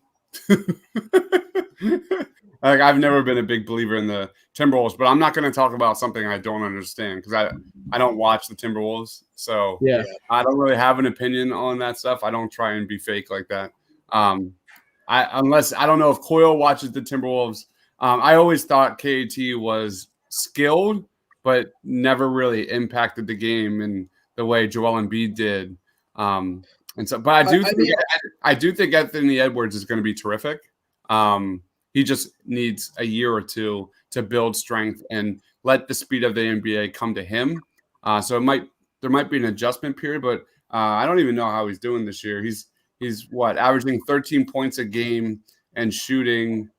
What's he shooting from? FanDuel has made it. What's he shooting from the floor? He's shooting 30% from 3 and 35% from the floor. That's expected. That's expected of a young kid with crazy ceiling. So my take on the Timberwolves was I go back to when it was the Timberwolves, the Celtics, and the Sixers. The Magic were a little bit behind us in terms of that process era and teams of the future. That whole Andrew Wiggins thing completely ruined that team. Yeah. Like you said, I'm not a big D'Angelo Russell fan. I'm not even that big of a Karl Anthony Towns fan. So that team's just. Although I will say, Cat, like if you needed to take any center, like okay, if you needed to, if Joel Embiid was not in the picture and you needed a center on this team, I think Cat is damn near perfect to go next to Ben Simmons, just because he can stretch the floor. Yeah, that's that. You're right. You're not wrong. But I don't like what. Correct me if I'm wrong, but Karl Anthony Towns will never be breaking or making that All NBA defensive team or anything like that. So as a big man, you got to be able to protect the rim. If you don't protect the rim as a big man, that's what this game is. It's shooting threes. It's positionless defense. It's about who you can defend, how many different positions you can defend, and protecting the rim. And as good as and as offensively good Karl Anthony Towns is, like you got to give more than being a stretch 5 or a stretch 4 or whatever he is. Like he can't rotate on the perimeter and defend anybody. So Joel Embiid can actually do a little bit of that. I also see him just being in the league for some time, and then at the end of his career, it's going to be a kind of championship chaser. Like I don't see him. He's going to get paid like he should be the all-star of a team because he's talented, but he's never going to be good enough to complete a team or be the piece of a team to win a championship. So I think he's going to be one of those guys who will, at the end of his career, go take some type of pay cut or take some type of less money to go get that championship. And it's going to be exactly what a team needs to get that championship. And that's the kind of player that I think he's going to be. Honestly, the biggest takeaway with the Timberwolves is how freaking lucky we were that we didn't get Andrew Wiggins. We're so lucky we didn't get Andrew Wiggins because I remember winless for Wiggins? I remember it like yesterday. I remember it like yesterday. That worked out. There are a lot of bad picks during the process of years, but man, that was a fortunate one for sure. Yep. The funniest thing is when people, right, Will? We were at that draft. Was that? Yeah, that was your bachelor party. My bachelor party was at the NBA draft in Brooklyn. For real? For real, yeah. That's funny as hell. Is that? I mean, we did other things, but it was part of. Real quick. Nicole, shut up. I just said that was a big part of it. We did other things. Nothing. I said nothing. I didn't hear what you said. I'm just going to talk over that situation right now because we're not trying to get anyone in trouble here. I said nothing. Mike, the score is 28-25 after Tobias, or 27-25. Sorry. Sixers up. Is 100%. I definitely. I wanted Porzingis so bad. I remember us sitting on because I think we took a bus trip that year. Yep. Was that the bus trip year? We took a bus trip, and I remember just sitting there talking about who we should be taking or what we want. And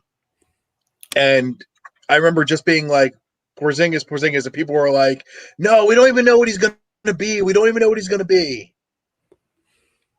So, try January right here. So this is I actually had this conversation with Courtney earlier today because I normally do dry February because it's the shortest month, and I was like, well, I made 28 days, so I'm drinking this weekend. That's awesome. It's literally the day 29. 29. All right. Anyway, Sixers are tied here. Toby had a nice bucket again. Tobias is looking nice. Joel Embiid not really doing well from the field, but he's getting buckets via the free throw line. All right, I need to like. I have a question. Is Jake Layman like that? Who? Is Jake Layman like that? Like, is he that guy? Jake Layman. Is that not who that is? Number 10 for them? The shot there, the three. Yeah, is he that guy? I have no idea. Is he built different? Is that him? Because I don't. Pretty sure Jake Layman's a role player, and I just saw him pump fake, step back, and hit a 3-point shot, arcing 3-point shot, and I just did not expect that. Didn't know he was built like that. Sixers going for their 14th and 15th free throws here in the first half. That's the story right now. Marquise says, "Let's go, Dwight." And Tyrese Maxey's getting into the game right now as well. It's your boy, Coyle. Here we go. There's my player of the game. Here we go. I love how our commenters know if it's dry January for Coyle. I didn't even know it was dry January for Coyle. How do our commenters know that, and I don't know that? Because I wasn't slurring my words halfway through a podcast last time I was on. I see. Yeah. I see the. Ooh, shit! Dwight, don't do him like that, boy. Oof. Do we finally get something to? You may want to do that. That was a pretty nasty block right there. Woo! Let's go, Dwight. Jeez. Dwight is so much better off the bench than he is as a starter. It's night and day. Man, another good play by Dwight. Dwight's really patrolling the paint. Oh, I just stopped it. He had a nice little deflection. So I have a question for you guys about Matisse Thybulle. What's that? I have a question for you guys about Matisse Thybulle. What's up? Do you guys think it is possible that his minutes? I mean, obviously, like he has played extremely well defensively, and he's been very, very what's the word? Streaky on offense, and streaky's probably saying too much on offense. He hasn't done much on the offensive end. How long do you think until Isaiah Joe gets a shot at some of those minutes? Man, I was looking at watching videos and tape of their early January games, like that Denver Nuggets game, that Atlanta Hawks game where Isaiah Joe was just thriving. Yeah. Dude, he has so much range on his shot. And he's quick with it too. He makes very fast decisions when he's in. You know my take on Isaiah Joe. I know Nadir's here, and I don't think. I do think this is about building a playoff rotation. This is about building a rotation ready for the playoffs. I don't think Korkmaz is on that list. I'm still willing to give Matisse some more burn to see that he can prove that he's a reliable and consistent threat from the perimeter. I'm not really seeing it happen. And I do think that he's going to be eventually moved during the trade deadline. I still think that. Those are all dominoes that are definitely leaning towards that where the Sixers add a piece there that can be a reliable floor spacer for Ben and Joel in the playoffs. Yeah, I think the only and the reason I asked that question is because to me it's like and obviously Matisse is a different kind of defender than guys like Maxey or guys like Isaiah Joe or anybody is, because he's if you put him on somebody, he's gonna get a steal at least at some point in the game. Exactly. And especially against teams like I would say the Celtics or teams like the Nets who have a good amount of perimeter ball handling and a good amount of scorers on the perimeter. He is a strong asset to have on your team. But it's like when you have a guy that has the potential that you think he has, like Tyrese Maxey, or a guy like already like in Ben Simmons and Shake and Tobias who've been playing better defense as of late, it's like, is he worth the defense that he brings to the table when he can't hit shots? And I think that's what it ultimately comes down to, especially when you have other guys who may be younger, have higher potential, better shooters. It's just I don't know. Matisse by the way, Tyrese Maxey has back-to-back really nice looking buckets here on offense. Yes, sir. But it really comes down to how quick Matisse can learn how to put the ball on the floor and attack the basket and finish through contact. If he can do those things in Doc Rivers' system, it's everything. I mean, not just shooting. See, I feel like it's shooting is more the issue there because he can be on this team if like even if he's just playing small forward and then playing on ball defense, like he can literally just be a stretch guy on this team if that's all he can do. Like if he could shoot threes, that's all that this team really needs at that spot. Like he could be the next Danny Green. You know what I mean? The way I see Matisse right now, I just don't think I see any more than like for that 5 to 10 minute range in the playoffs at most. Mm-hmm. Just in defensive situations. Tyrese Maxey's going off, man. Let's go. He's got 6 points these last like minute and a half, and he's definitely locked in so far right now in this second quarter. But I like Matisse, and I think you absolutely nailed it. Look at all the wings in the Eastern Conference, super talented wings. Having a guy that can defend multiple positions like Matisse is super valuable. So it's a tough call. It's a really tough call. I think if there's a situation where you can find an upgrade and there's a team like Chicago or that still believe in Matisse, that he has unlocked potential, I think you're going to make that move. The way the starting lineup has looked for the Sixers, the way they D it up, I do believe that there's going to be some sort of consolidation trade down the road. Yeah, and I think it makes the most sense, honestly, especially with like you said, consolidation trade specifically, just because we do have so many wings, and honestly, so many of them are young too. It's not even the fact that it's not even the fact that we have so many. It's the fact that they're all like in that like 22 to like 19 range or 20 range, however old Tyrese is now. But like it's I don't know. It's crazy. I think that's one of the things that people have to look out for and get excited about and at times, because it's like, dude, this team could look even better still. They need Isaiah Joe to grow up really fast. They need him to grow up really fast. I don't know if he has potential to play in the G League, in a week or two. But that's a kid that, man, they need to throw him in the gym, get him like 5 to 10 extra pounds, and let's go, because I think shooting-wise, he definitely has that way more potential than Matisse. Clearly, he's not going to get steals, deflections, and blocks like Matisse does. That's his bread and butter. But in that role, I think at the end of the day, having a reliable floor spacer in that role is more important. And I could be totally wrong. But I definitely lean towards using Matisse, Mike Scott, something along those lines to find an upgrade there and get you a better floor spacer. Tyler, who are you talking about going down to the G League? Sorry, I was Isaiah Joe. I think he just needs minutes shooting threes on an actual NBA 3-point line. The minutes that he put in and the minutes that we saw kind of come out and go were great minutes that we saw for him. And I think he just kind of needs a little bit more time in there. Like you said, getting some weight and getting some some body to him. But he's young, right? Isn't he? He's a younger. He's 21, 22. Right?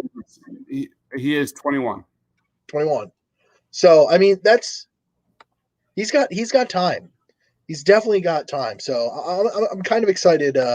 He's one of mine that I'm like super excited to see what he's going to turn into, because I think he could be turning into a kind of a stud basketball player. Yeah, he's an interesting prospect for sure. He's very interesting. He's a floor spacer. That's what he is. Like he shoots 5 feet from beyond from the 3-point line. He's got so much range. It's crazy. And by the way, we got another flagrant from Dwight. That's back-to-back flagrants here for Dwight Howard. This guy's a wrecking ball, man. Dwight Howard has been kind of playing out of control lately. I don't know about you, Coyle, but I've been souring a little bit on Dwight Howard because he started out the season so well, just doing so many of the little things. He was super efficient, but dude, this guy's been a turnover machine and a personal foul machine over the last month. I mean, I want to give him some time, right? It's especially with this team, right? He was getting some minutes, not getting minutes, kind of all over the place a little bit of where he's kind of been. So I want to see a little bit more time, but he has just been. It's energy though, like it's bench energy. So I'm not mad at it. You know what I mean? But I'm like, can we pull it back? Can we rein it in just a little bit? And I think it's finding that happy medium of being able to play however you want to play when Joel's out, knowing that you have a big center that is just beating up on some people. So this is a really good comment. Mark says Thibault was big on his defense on LeBron, so he is needed. He is absolutely. Anytime you have a guy like that can defend multiple positions is super, super valuable. So we'll see. We will see. It's a tough call. It's a really tough call. Yeah, as I said. So I'm a big Matisse Thibault fan. We will see. So what's the score? The Sixers are up 39 to 30. Or sorry, the Sixers are losing 39-34 to the T-Wolves. So Tyrese Maxey has looked really good these last few minutes. He's got 6 points already. Dwight Howard's already in foul trouble. Got another flagrant. But it's really been the Tobias and Joel Embiid show in this first half so far. Yeah, it's and the shots we are taking, they're not good shots. They're mid range. The shot, when you look at the shot chart of the shots that were look at you, shot chart. Well, your shot chart. I mean, I need Blevins. Blevins, come back here and put up some shot charts. But when we need some shot charts for Blevin. But like when you look at that, when you're going to break down and look at that shot chart, it's the shots that you don't want us taking is what we're actually taking. So let me see if I can find some live shot charts. How many points does Anthony Edwards have? Edwards has 4 points in 9 minutes. He's 2 of 4 from the field. He's 0 for 1 from 3. He's got a turnover and 1 assist. So pretty meh first half for Anthony Edwards. Sixers. It's been a struggle for the Sixers offensively. Where they're staying in this game is on the free throw line. 14 points of their 34 points in this half so far have come from the free throw line. They are shooting 14 of 15 from 3, which is from the free throw line, which is terrific. But 27% from the field, 2 of 7 from 3. Seth Curry continues to kind of struggle in this offense a little bit. He's now 1 of 11 from 3 in his last 3 1/4 games. So we really need Seth Curry to find his offensive rhythm. And I kind of think you're seeing that like a trickle effect on how Seth Curry being a major threat from the perimeter. No one would ever expect Seth Curry to maintain that ridiculous pace. I think he was at one point like a 70% catch and shoot from the 3. That was never going to continue.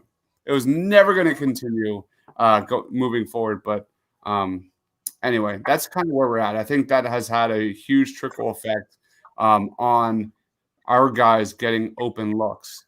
The ball is just not moving like it was that first 7 games of the season. That's just the eye test right there. Coyle, are you tweeting stuff? I am. Yeah, I just tweeted something, but I pulling up some shot charts. Let me know when you tweet something so I can put it on the thing. Yeah, well, I just tweeted the Dwight block, but so here's what we look at. I don't know why it's so weird looking, but we're getting that. If you look at the left side and kind of some of the 2 shots on the right side, we're getting some 3-point looks and some mid-range jumpers that I'm not happy with, and that's kind of what I've been noticing with some things. Right. So pulling up Right. Blevins, pulling up some shot charts, Right. some things that I don't necessarily like to see. The game is about what? It's about getting shots at the rim, and it's about completing shots at the 3-point line. So that mid-range game is dead. But anyway, Sixers are down 3 here. Now 16 of 17 from the free throw line for the Sixers. That's the biggest storyline in this first half. All right, let's go, boys. Come on. Hi. Sorry, I took so long. Ben Simmons missed a layup, man. Have I missed some bad basketball or good basketball? Same. Ugh. A lot of free throws, a lot of sloppy play, a lot of free Yeah. throws. That's pretty much it. Well, what happened to Dwight? Because as soon as I got up to go, I saw Dwight Howard got a flagrant 1. What happened there? We were talking, and I looked over and it said flagrant. So. Flagrant 1, yeah. My goodness. All right, we are getting close to our halftime First of all, entertainment. it's a push off. Oh, I should put our Discord on here. No, Hold on. terrible. I want to put our Discord in the chat. So the dive. So I did just tweet the one Dwight. So that's pretty much the only thing that's really happened this game. Is that all right?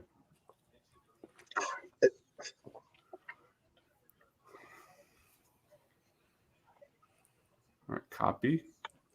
Let's put this here.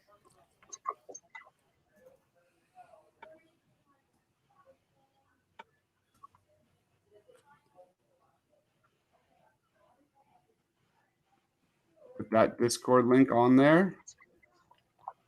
Awesome. And then we go to YouTube. All right, so if you're watching this here on YouTube, here's the link to join our Discord chat. And pin that. And there you go. So it's now pinned. And you can see our Discord link to join the chat. It's a public chat just to kind of talk about Philly sports, Sixers, you name it. Whatever. A nice steal by Joel there. I'm hearing an echo for some reason. Yeah, me too. Is it me? I don't know. Here, mute yourself. I muted the forum. Is it him? Start talking, Dives. So the Sixers are losing 41-38. Joel Embiid goes to the free throw line yet again here. No, it's to was it? Never mind. I thought he was lining up. Yeah, he is. Yeah, he is. I don't know what's going on. Anyway, I think it's Coils. yeah, it's definitely Coyle. You ruined it, Coyle.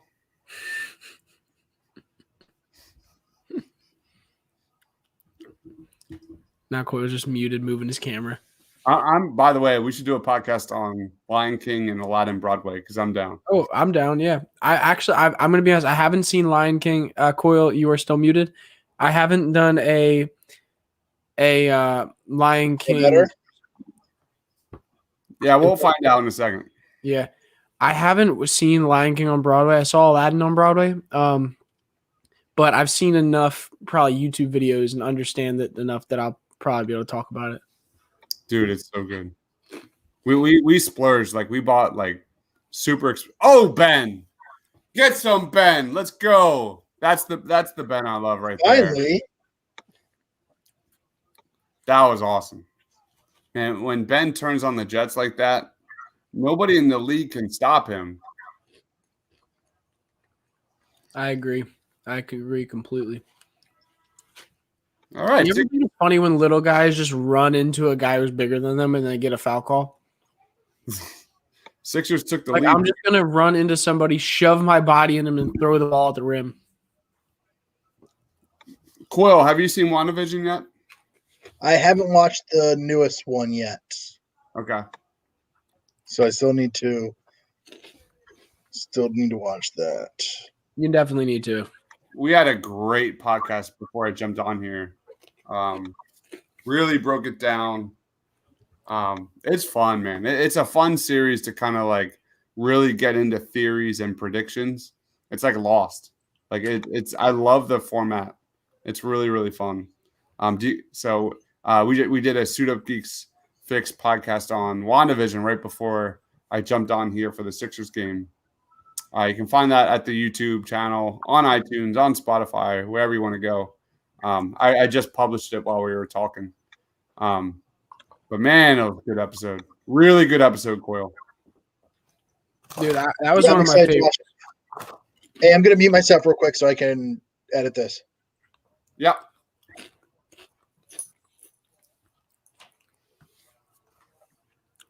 Joel Embiid has 17 points in 14 minutes. Joel Embiid, 17 points in 14 minutes. He is 10 of 10 from the free throw line. Unbelievable so far. He's 3 of 11 from the field. He has more field goal attempts than free throws with 17 points. Yeah, real quick. This is funny. I read this comment. I was like, wow, all right, thanks, Nasty. He said, not going to lie, this is a yawn fest. I thought he was talking about us. And then right down here, he says, the game, not the commentary. I think he realized how that could have looked. Benny says, who's winning? I honestly don't even remember. I think we're up. Sixers. No, it's tied now. It's tied now. It's tied? Okay. Sorry. I'm at commercial, guys, right now, and I honestly could not remember. Sorry, go ahead, Dibes. With what you were saying. No, I have no idea what I was talking about. You can talk about Embiid.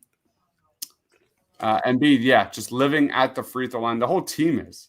Joel Embiid has over 50% of the free throws on this team. 18 of 19 from the line in this first half against the Timberwolves. And it's not like the Timberwolves are shooting that great either. It's kind of a boring game. Timberwolves are shooting 42% from the floor, 16% from three. Just a very kind of a low key game for the Sixers and the Timberwolves. Yeah, I don't know. I don't know how else to explain it because you look at turnovers, it's not terrible. The Sixers only have 5 turnovers. Ben and Joel only have 2 personal fouls total. So it's just a bad basketball game so far. Yeah, it's been slow. Been a little boring. Well, the Sixers only have 6 assists. There's only 6 assists to 12. The ball movement needs to be better. The Sixers aren't getting good shots. Luckily, we have Tobias and Joel Embiid, who are by far the best 2 players on the court right now. They have 27 of the Sixers' 44 points. Yeah, I actually think D'Angelo Russell is the best player on the court. Okay. He has 11 points in 11 minutes. He's also eating at the free throw line, 7 of 7. He's a beast, man. This is it. That is like another of the biggest takeaways here of the first half. Marquis says the T-Wolves have no answer for Joel Embiid. So that just keep Joel living at the free throw line. We should be okay. Despite not the best game. I mean, you're coming off of the arguably, which will probably be a top 3 game of the regular season in that win against the Lakers. That has to go down as one of the best games this season. Just such a statement. Coyle, I'm sorry, not Coyle. Dibes, you are breaking up a lot right now. Can you hear me? Unless it's my internet. And you guys are both lagging. Uh-oh. I can hear you. Hold on. Let me leave and come back for a second. You two look good on my end.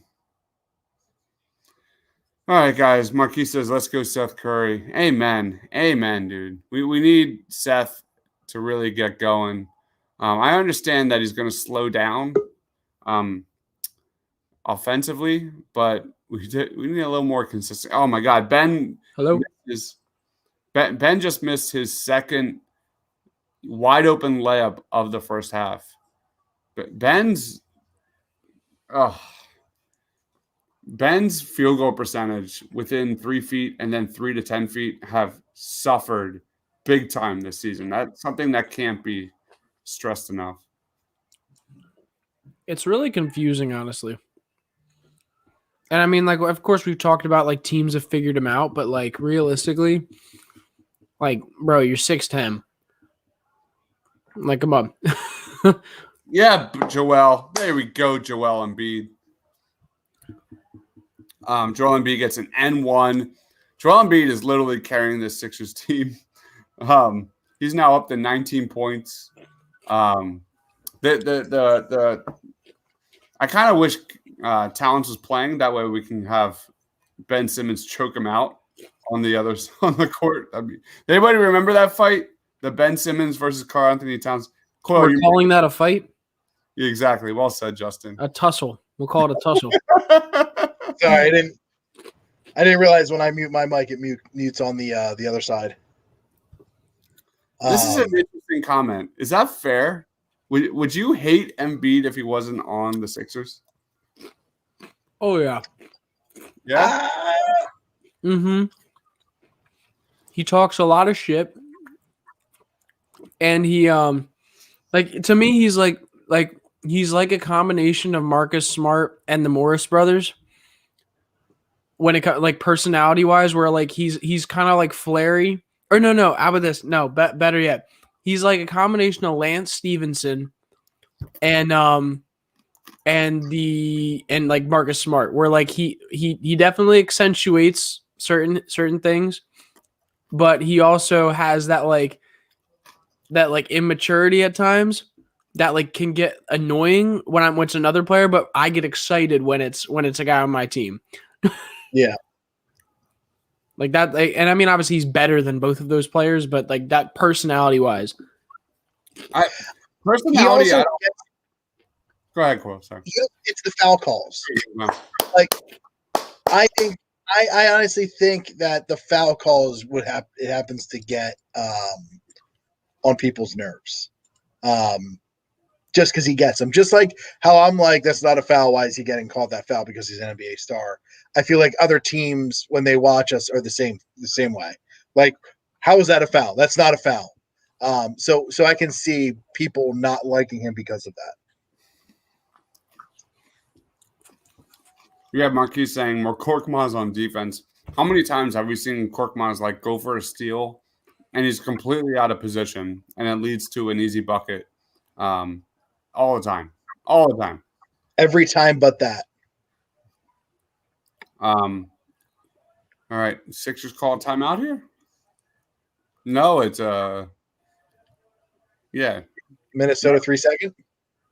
Not really sure. What is that is the weirdest headband I've seen from D'Angelo Russell. No, Seth Curry has one too. That just might be I think his just looks weird because he has his hair like inside of it. that might be my. There's a few players in the league this year that are doing that look. It's an interesting look, in my opinion. But I mean, listen, like you do you man.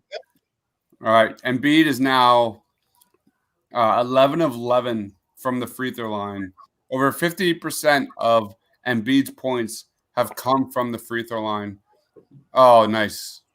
And I'm be honest, listen, you can wear whatever you want when you're making $100 million. I don't care what you got on. You can wear whatever you want when you're making that kind of money. What was the second you turned on? What was the second you turned on D'Angelo Russell? For me, it was that year in the summer league when him and TJ McConnell were going back and forth, and TJ McConnell hit a game winner, and then D'Angelo Russell came back and hit a game winner for the Lakers within 3 seconds, hits a three, and the Lakers won. And then he was like doing like the ice in my veins type of things. Anybody in summer league? In summer league, yeah. Oh wow. It was in Vegas, and it was like the stadium was packed of Lakers and Sixers fans. And I just remember like That was the day I stopped rooting for D'Angelo Russell. I was like, nope, I'm out. I mean, Yeah,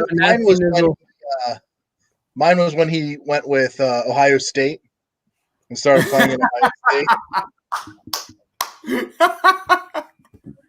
That's fantastic. Nasty says it was when he snitched on Swaggy P. That's right. That is true. That's a good one. That is true. Baby mama drama. Oh my goodness. All right. Anyway, let's get into the halftime. At half, Sixers are up 53-48. Obviously, an interesting first half of basketball. Kind of mellow. Let's be real. The Sixers normally are scoring at least 60 to 70 points in the first quarters of games lately. So it was our first half of games, I should say. So it was a little bit of a dry game. And you guys have any comments you want to make before we get into the halftime show? Just a really boring game. Yeah, it's not good. I blame Justin.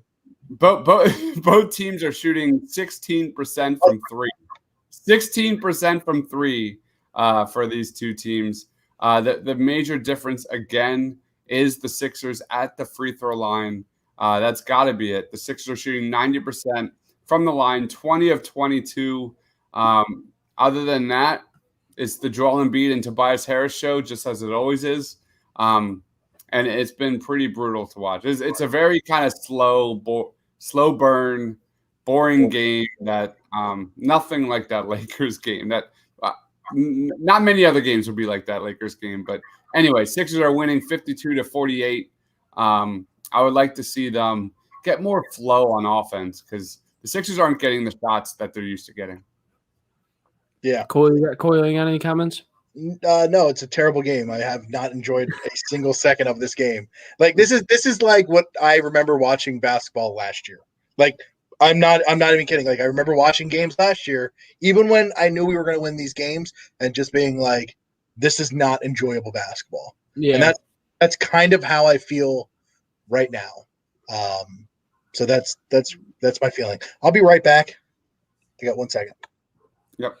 See, it's funny Coyle says that though, because like I actually can relate to that feeling a lot because like with the missed 3-pointers, like we're literally like last year and years prior where we didn't have a ton of good 3-point shooting on the roster. It was like every time we'd pass out to an open shot, it was just brick, and I'm just like, dude, come on.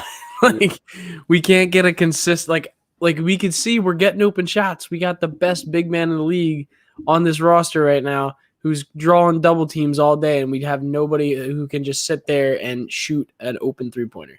It's crazy that we have that now.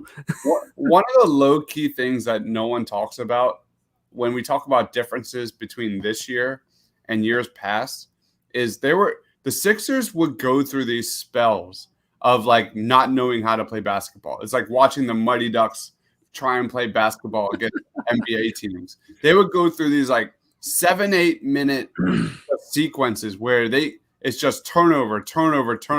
Brett Brown would never call a timeout, and it would just be a complete swing.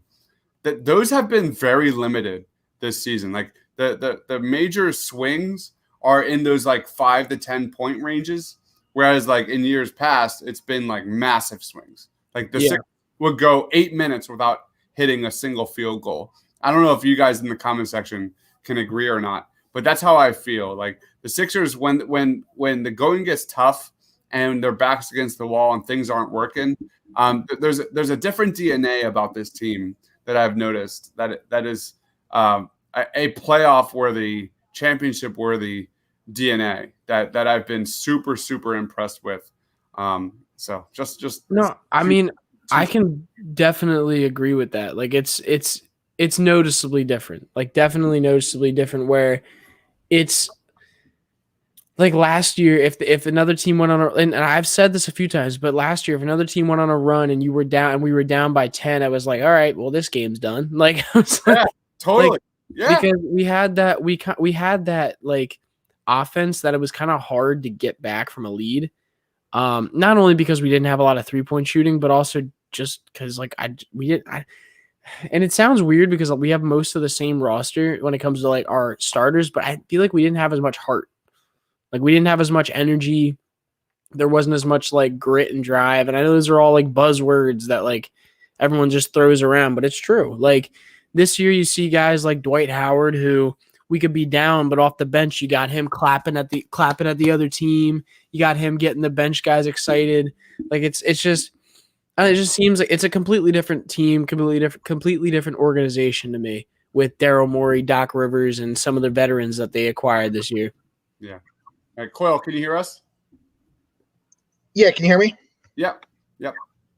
And just to kind of go, what we're talking about with like that heart. I also think we just have straight up more talent. Like you look at the bench and you look at what last year was compared to this year, and we're talking about that 10-point run, that 10-point loss. So like if our starters go down 10, we know as soon as they come out, we're now down 20. And we knowing it's not going to be just a 10-point game. That's why you always were like, well, this game's over. Kind of what you were just talking about. Where now when we have players sit, there has been multiple games where starters have come off with us down and they come back in and they're up 8-10 points.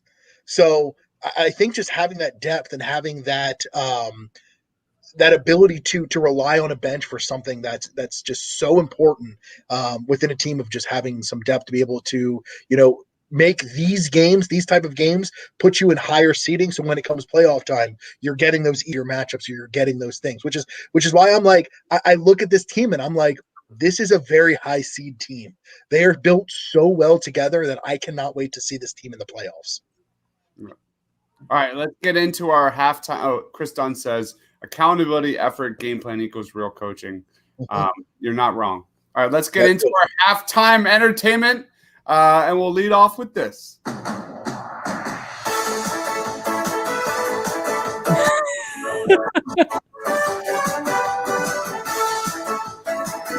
And now, your favorite game, Name That Sixer. All right, guys, here we go. Let's play. Name That Sixer.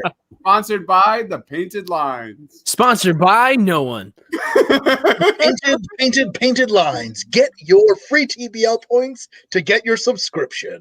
No, here's the funniest shit is that it's gonna turn into that show. Oh my god, on TNT with Ernie, sponsored by no one, like unsullied by sponsors since 1989. I think it is that, or 19 something that he says.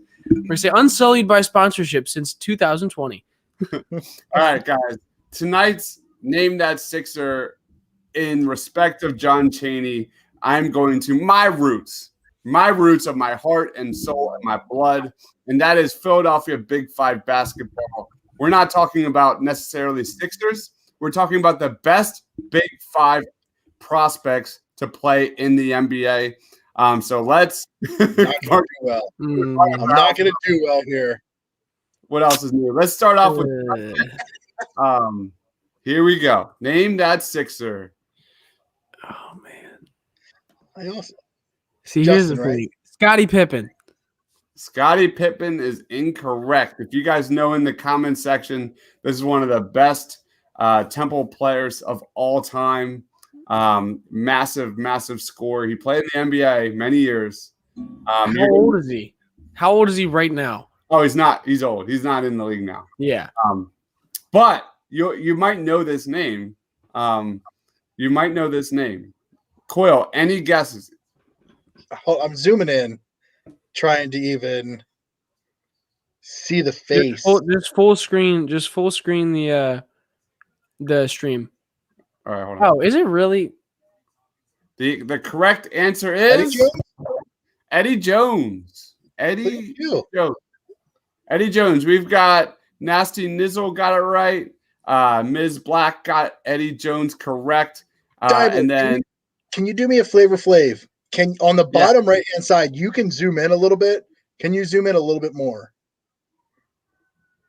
Does that look better? No, you can go back. So now we can see Name the Sixer. It makes zero difference. Go back so you can see Name the Sixer. All right, here we go. Let's Name that Sixer. Eddie Jones. By the way, we have one point gets correct for the correct answer. The other one gets correct for the wrong answer. So if you have the best wrong answer, that's where this gets really fun. Like we've got Chris Dunn saying Barack Obama. I love those guesses. They're hilarious. Let's move on to Quill. You're up, Quill. Name Sixer. Oh, I know this one.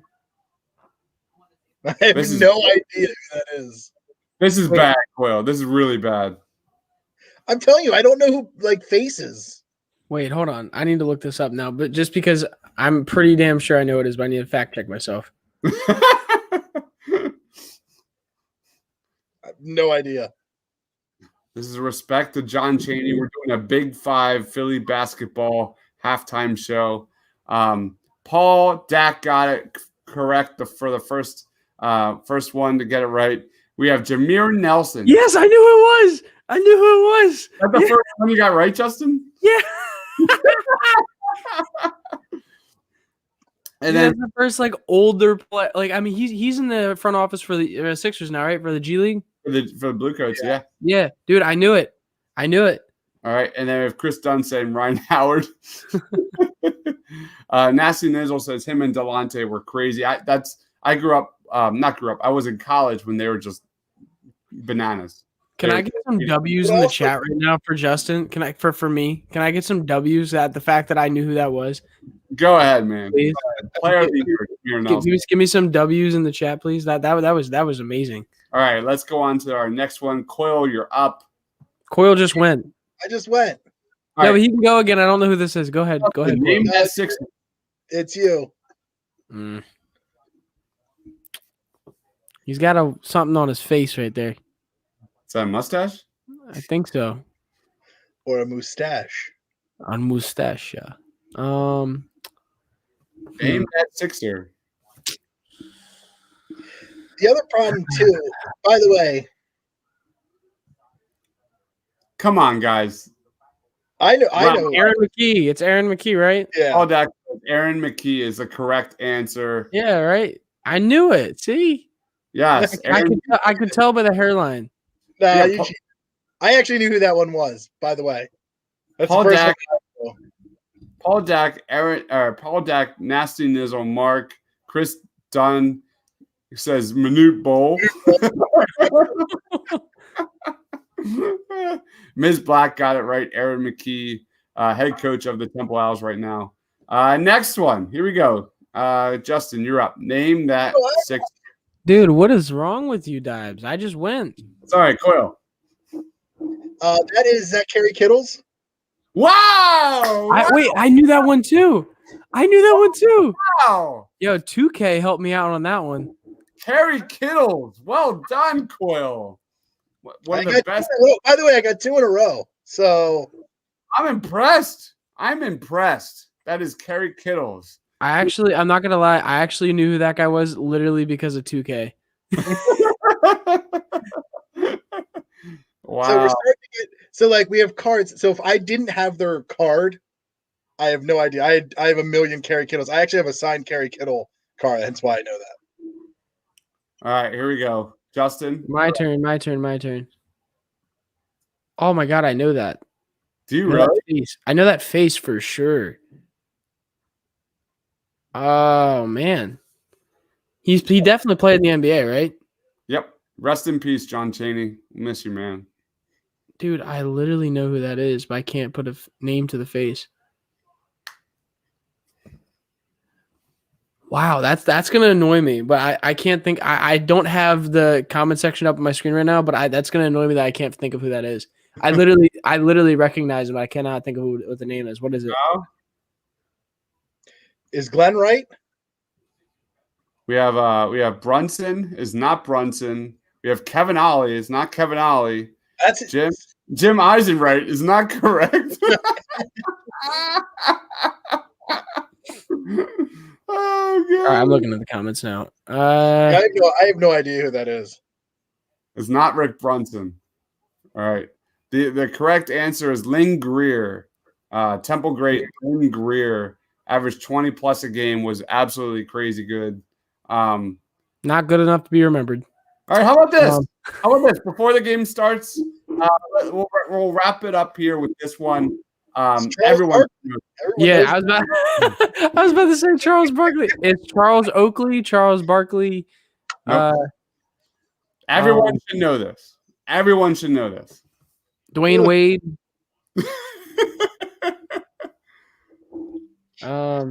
We have Glenn Amos saying Mark Jackson. You're literally watching him on the TV right now. He's right there. He's literally on the TV. Mark, you grew up bad. I'm sorry, man. You didn't age well. You did not age well, Mark. All right, thank you for playing.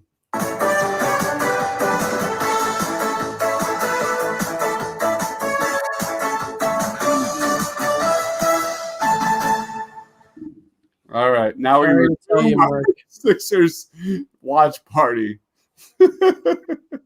Mark, you did not age well. I'm actually very excited about this. You got 2 right? Yeah. Dude, I'm excited that I knew Jameer Nelson. Like, I mean, here's the thing. How about that defense by Tobias Harris? Oh, my God. Tobias Harris is probably the worst defender in the NBA. We just need to talk about this right now. Okay, no, actually, legitimate conversation here. We need to talk about how disrespected Tobias Harris is in 2K. I don't play 2K. Okay, I play 2K. I'm of the young people on this screen right now. I play 2K, and I have time to play 2K. But he is like so disrespected athletically. It's ridiculous. Like they have him, like he's not able to dribble a basketball like fast at all. Like he's the slowest man on earth. Like he can play zero defense. The only thing that they get right is that he can hit open threes and that he can get some rebounds. That's about it though. Like other than that, like they nothing about the way they have him in the game is correct. What's like, his? You know how he runs in? You know how he runs in with a quick like jab and then he quick hits a mid-range shot on people, and that's like something he's really good at in the NBA. Mm-hmm. Like a quick shot in the mid-range, like that's impossible in 2K with his character. It's annoying. Oh, Embiid is cooking here in the second half. He's got 5. He's got the Sixers' first 5 points in this second half. Justin, what's Tobias Harris's defensive rating in 2K? Oh my God, it's terrible. It's probably like 60-something, 70-something right now. It's awful. Mind you, I would assume after this year, or even like halfway through the year, it's going to slowly go up, especially if he's like consistently one of the better defenders in the league, like he is right now. But I can imagine it'll go up. But right now, it's awful. Same with like I'm trying to think who else on this team right now has gotten better defensively. Like Shake Milton. I mean, mind you, he hasn't probably played enough for it to actually change, but he's definitely a better defender than what they have him rated as well. Joel Embiid is going off right now. So let's be honest here. Let's talk about. I made a tweet about this. And why are you running out of bounds? Angry. We got angry Coil out here tonight. No, Sorry, everybody. At no point should you ever be not on the court, right? Like that Danny Green play made me very angry. Cutting under the basket, running out of bounds. Like you literally are taking yourself out of a play. Like that's something that they teach you in, elementary basketball. You must love Furkan then.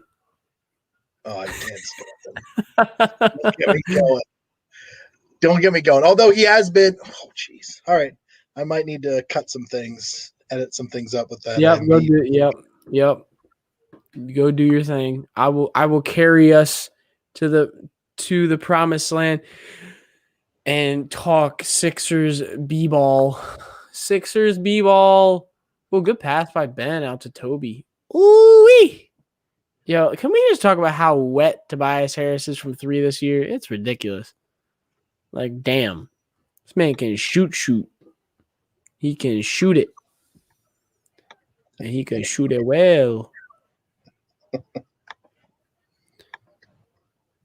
Don't Splash the Pot says, damn it, my digital team is supporting a cause I disagree with, but they're still my team. Huh? Wait, what? I don't know. What's that mean? What does that mean? He said my digital team is supporting a cause I disagree with, but they're still my team. I don't know if that's talking about. I don't know if we're the digital team or if the digital team is Sixers. Es muy confused. What I missed? Don't splash. Don't Splash the Pot confusing me right here. I don't got it, man. Marquise Diverse Dunder Dude. Someone tell me what this man's means. I'm confused. Nice turnover by Minnesota here. Sixers are up 14-10 here in the third quarter. Looking really. So Joel Embiid's on pace for a 40 point game here. Love to see it. Only 8 turnovers.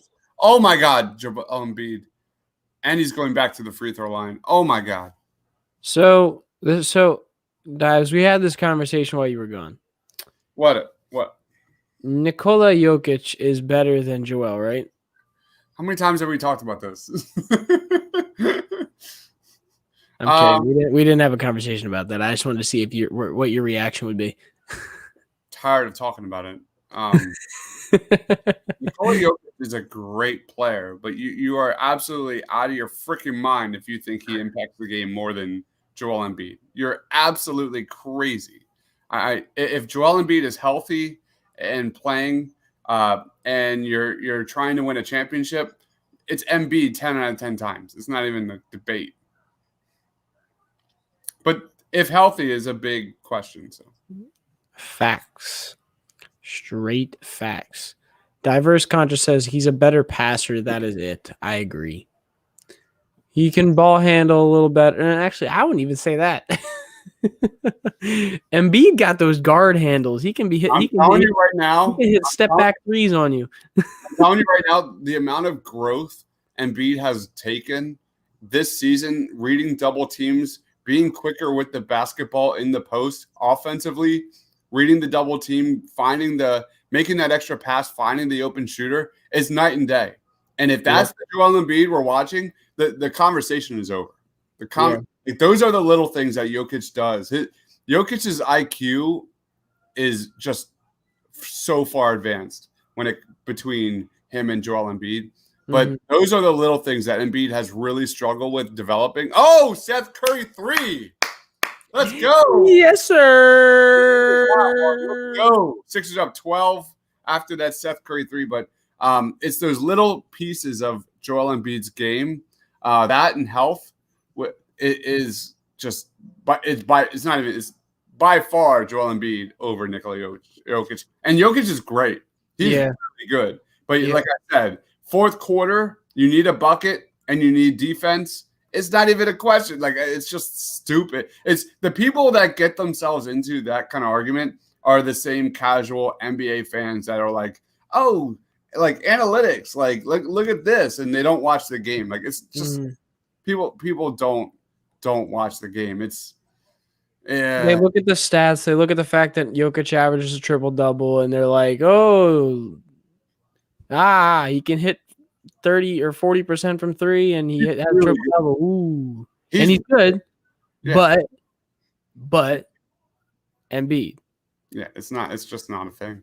Yeah, it's funny because I actually talked to my buddies and like anybody I talk basketball with a lot about the Sixers and the future of the Sixers, and they're like, what exactly needs to grow on this was before the season this year. They're like, what exactly needs to grow from Embiid and Simmons, the cornerstones of the team, to like get this team to a championship? And I was like, I just purely talking about Embiid, I was like, honestly, Embiid, it's not like Embiid has like a bunch of things in his game that he needs to work on or that he needs to grow in his game. Like, it's not like he needs to learn new moves, anything like that. Like, obviously, yes, it's nice to learn new moves, but for him, it's more like, all right, you're bigger than everybody else anyway. You're stronger than everybody else anyway.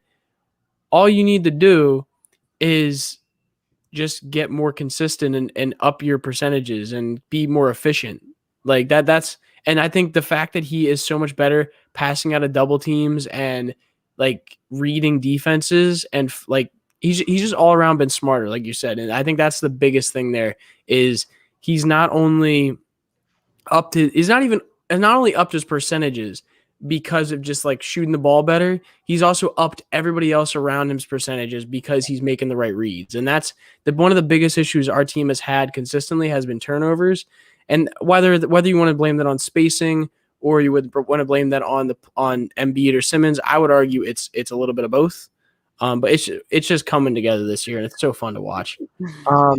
William Jones says, "You guys are cool as hell, but rework trivia portion, especially Justin. Stop highlighting how young you are." All right, fine. I'll switch it up. We can think of something new. Listen, I'm sorry, William, but the problem is that if we get too easy and we like know it, everyone's gonna rip us and be like, that's too easy.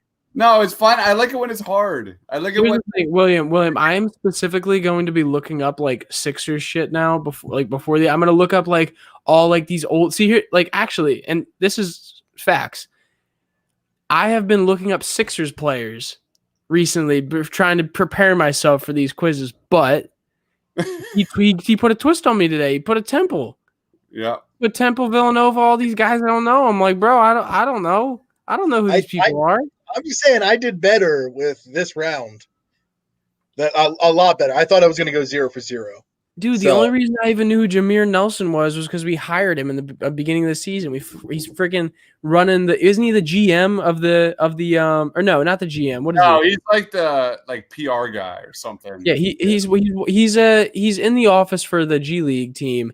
And I remember talking about him. We talked about him because we were talking about Dwight Howard and how Jameer Nelson could have something to do with the reason Dwight Howard came here because they played together. So I was like, I don't know. Ben Butler says I love Justin's guesses. See, some people like my young knowledge, my small knowledge. Absolutely. Seth Curry is back. Seth Curry has hit back-to-back three-pointers. This is something you'd love to see. He was 2-11. Embiid just missed a wide open three, a wide open layup, and got his own putback and got it back. So he's just boosting his stats is what he's doing. Pretty much. He wanted more rebounds. Joel Embiid's up 3 points, 11 boards. So maybe I'll switch up the halftime show. Did you like the music at least? I thought it was fun. I thought the music was fun. I like the music. I'm not gonna lie. I'm a big fan of the music. Nice bucket by Ben Simmons. There you go. So anyway, thank you everyone for watching. Just thank you for watching, commenting. You guys are the freaking best. No words can express how the gratitude we have for you guys that come in every single game for the Sixers. You guys are awesome. Yes, sir. Yes, sir. Listen, we wouldn't keep coming back here and doing this if you guys didn't sit here and have fun with us because you guys make the games even more entertaining for me and I know me and Diabler at least. So it's definitely fun. I know Coyle's usually in the what? No, I said no. I was kidding. I said not me. Yeah, well, you're usually one of the people in the comments with us. I do. I enjoy the chat. I like getting in there, talking, ripping on 50 Shades of Justin. Yeah. Yep. Oh my God, that's fantastic. You can tell Coyle hasn't had a drink in a long time. Yep. I'm just like, hey, it's hitting me. Sometimes it hits you. I like this comment. Diverse says Sixers are solid, baby. They're solid, baby. In my Brock voice. That's amazing.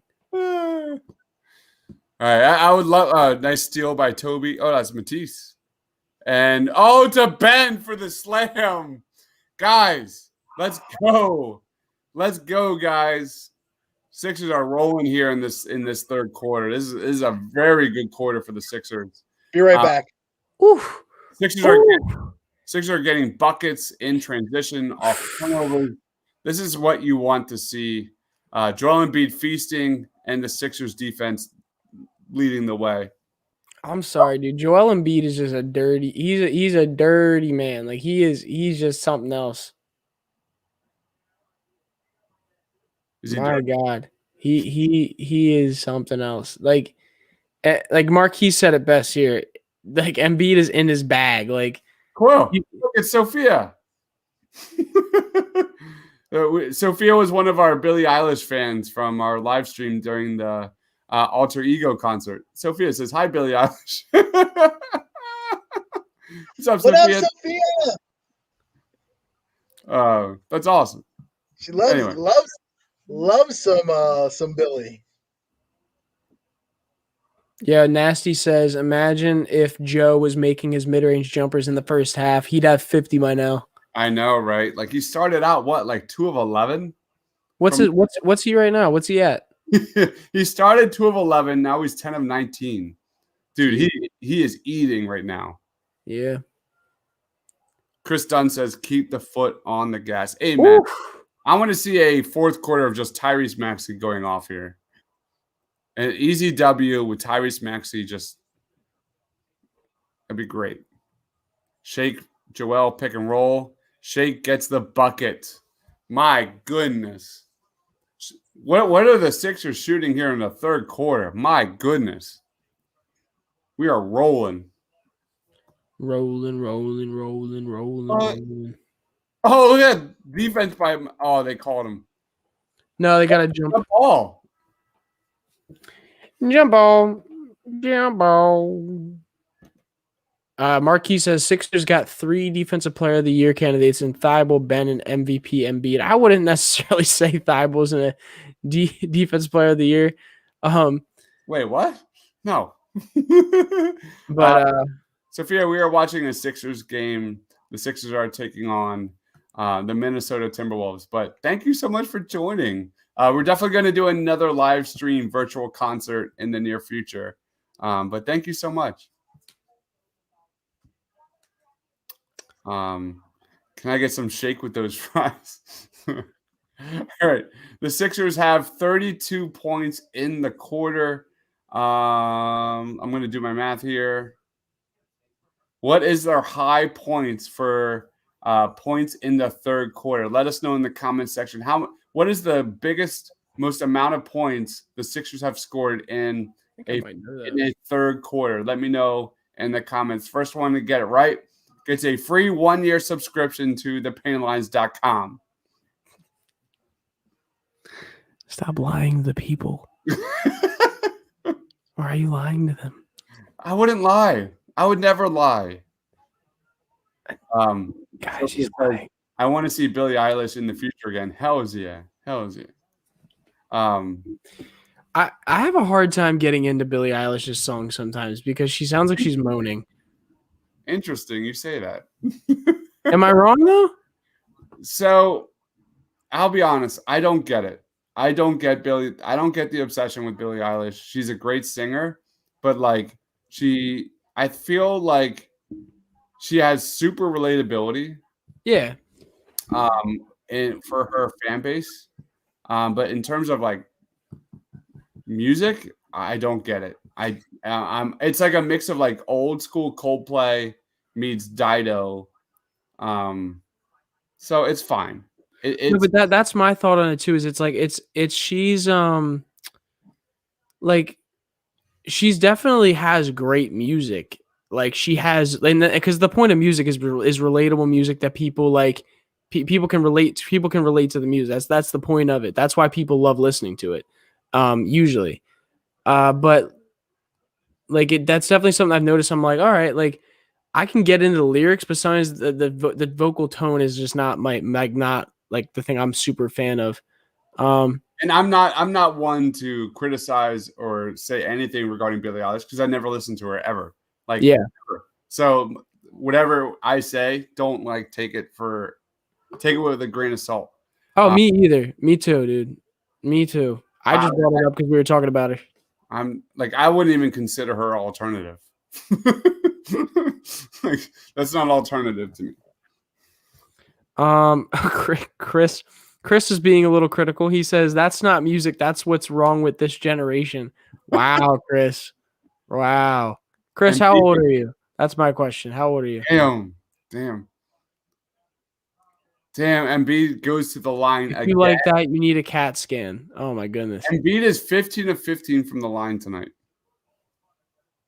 Wait, Damn. I like your song in 2K20. Chris, you're 39? Chris Dunn's 39, guys. All right. Also, Chris, what's your social security number? What's your address? Where do you live? Where do you live? What's your socioeconomic status? You're just giving out that information. We might as well get the rest of it. Definitely. Well, Sophia, we appreciate you watching. Sophia, are you a Sixers fan? I mean, you're watching this, so I'm assuming so. But are you? Oh, we had so many people from everywhere, right, Coyle? Like Yeah. from Brazil to everywhere. Like it was really cool. France. We had some. They joined in last night for the we did a live stream of a concert. It was the iHeartRadio Alter Ego. And we had just a bunch of people. And Sophia was in there just representing some ability. She was all about it. I'm pretty sure Calibo was there too. What's up? Yo. Mark. Oh, God. Dude, that song is officially in my head for the next like 2 days. Oh, that's funny. Embiid, by the way, is eating at the free throw line. The Sixers are just destroying the Minnesota Timberwolves here in the third quarter. Jaden, you jinxed it, you ass. Come on, Jaden.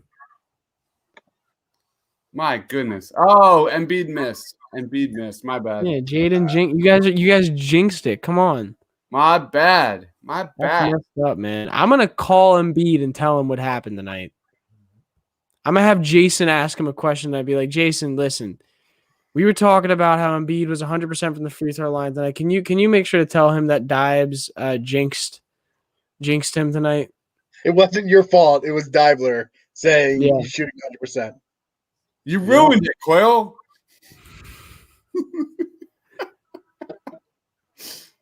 Oh man. All right, Sixers are up 17 here. Man, what a hell of a third quarter here. This game was pretty even in that first half.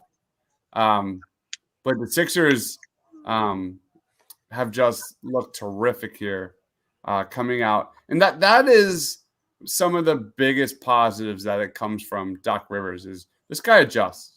Adjusts. He's able to get and motivate his players. Just awesome.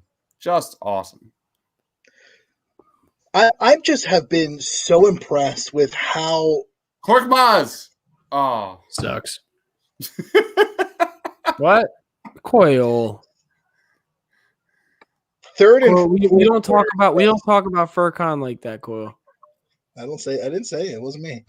I heard you say cool. Nasty Nizzle says looking up the record for most free throws in a game without a miss. And it was Dominique Wilkins, the highlight show. Dominique Wilkins, 23 of 23. That's awesome. Cool stat. What's going on? Okay. Yeah, that's a foul. Come on, man. You can't do that, Ricky. Ricky trying to pull on Toby's arm right there. Glenn says, why doesn't Isaiah Joe take Korkmaz? We're all asking the same question. Thank God Nadir's not here. We are all asking the same question, Glenn. Glenn, we don't have to talk about it. We got a lot of European fans and a lot of fans of Korkmaz, so just shh. Sophia, I don't think anyone here is 15, although Justin's pretty close, so I'm not that close. I'm not that close. Yo, actually, maybe Sophia doesn't know. Sophia, how old do you think I am?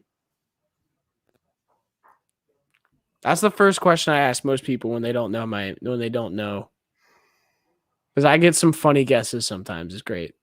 Sophia, we have the Billie Eilish live stream on our channel. You can watch it there if you missed it. Hunter Brody hates Korkmaz. Get in line. He said, "Get in line." I don't hate Korkmaz because he makes 1.8 million. How do you hate someone that makes nothing? He makes peanuts. William, I was kidding. He said, first time viewer and you mistake Eddie Jones for Scottie Pippen. I knew it wasn't Scottie Pippen, Eddie or William. Oh my goodness. Oh my God. We can't hear you, Coyle. Coyle, we can't hear you. I said he didn't. He thought it was Scottie Pippen. Don't let the 16-year-old fool you. Oh my God. I was kidding. Such a joke. Listen, if you listen to Diabler, some of the funniest things we say are the random people that we make up because we don't know who it is. So understand, I was kidding. Look, see, Dibes, this is what your halftime show's doing to me. I guess we need a new format. Making people think I look stupid. You ruined it, Coyle. I didn't do nothing. Whoa, yo. Rockies agree to trade superstar third baseman Nolan Arenado to Cardinals. Along with cash. Oh, snap. That's a big trade. That is a big trade. Huge trade. Yo, Ben coming in to back me up. He said, "I know you're kidding, Justin. Don't worry, dude." Also, let's look at the shot chart real quick from before to is that popping up? Why is that not working? I guess I have to. There you go. Oh. Guess I need to scroll down a bit. All right, Sixers getting buckets down in the paint. That's what I see. What do you see, Coyle? Can you hear us? Yeah, can you hear me or no? Yeah. Yep. Okay. I just see all of these shots now that are just such on the outside of where we actually want to be taking shots. You're still seeing, kind of the same axis that you're seeing, but you're now starting to see this green inside the middle. Obviously, because they don't have Towns that's playing, but you're now starting to get these outside open shots, or not necessarily open shots, but these shots on the outside that are very, very impressive. Shot charts. Listen, Coyle, I'm gonna be honest with you. I don't know if you're allowed to bring shot charts up on this live stream. That's a Krell thing. I'm sorry, not a Krell thing. That's a Blevins thing. Come on, Diverse. Diverse, don't do me like that. Justin was wearing Iverson Pampers. Oh my goodness. That is probably my favorite comment of the night. Listen, listen, I'm not gonna lie. If you don't already know, I didn't grow up watching basketball. I started watching basketball right when I started college, so about 4 years ago now.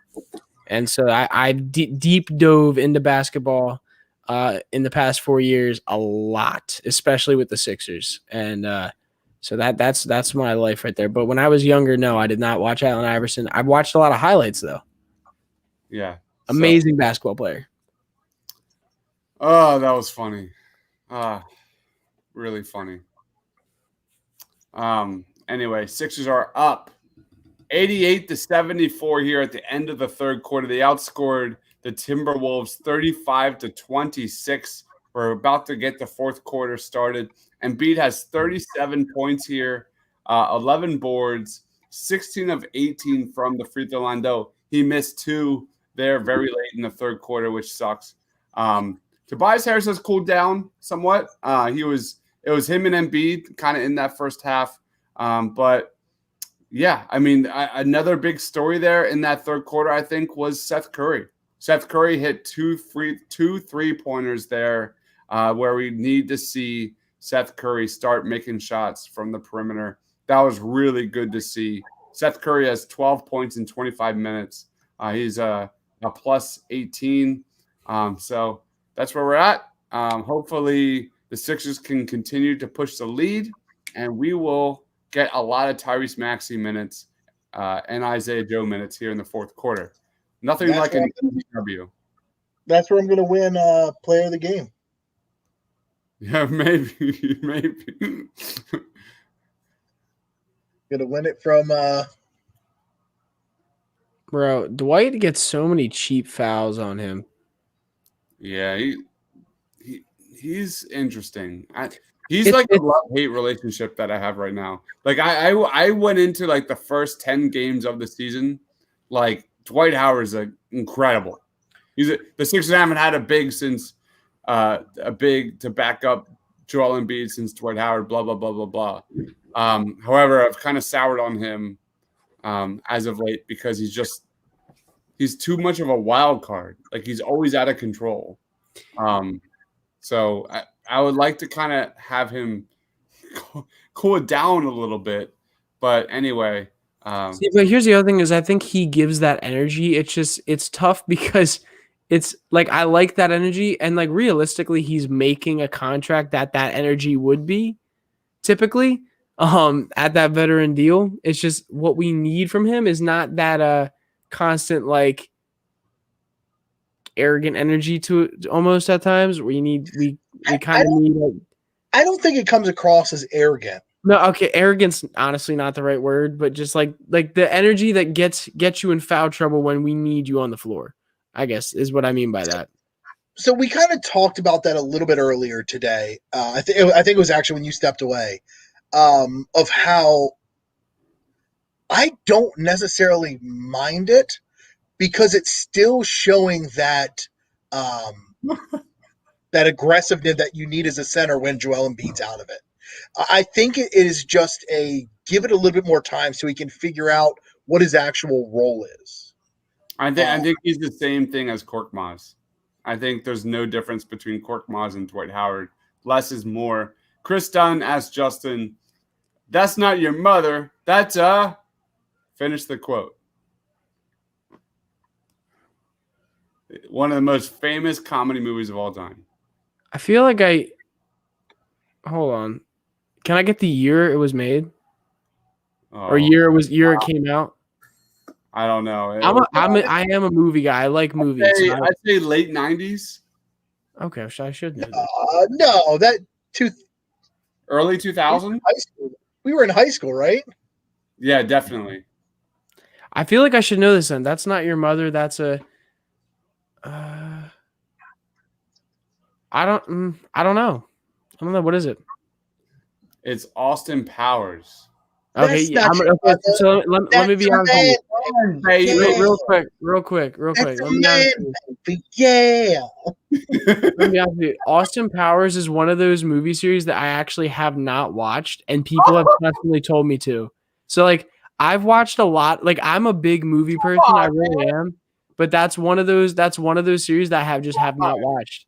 Dude, it's so good. All right, I'm gonna have to watch that because like I've actually watched a lot of like late 90s, early 2000s movies, and like just because that's what I grew up in my house, like just lying around because my parents. But like I don't like if you ask me anything like the Fast and Furious movies, like stuff like that, like Indiana Jones. Terrible. Huh? I said don't watch them. They're terrible after the first one.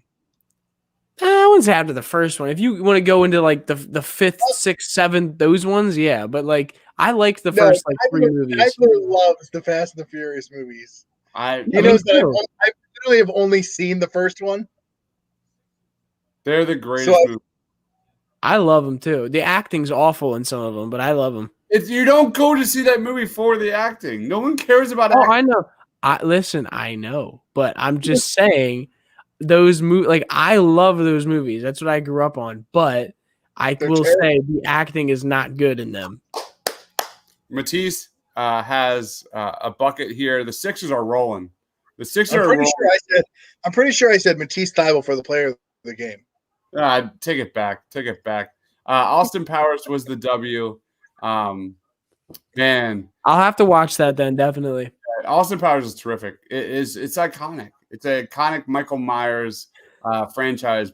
Right before he fell off a cliff.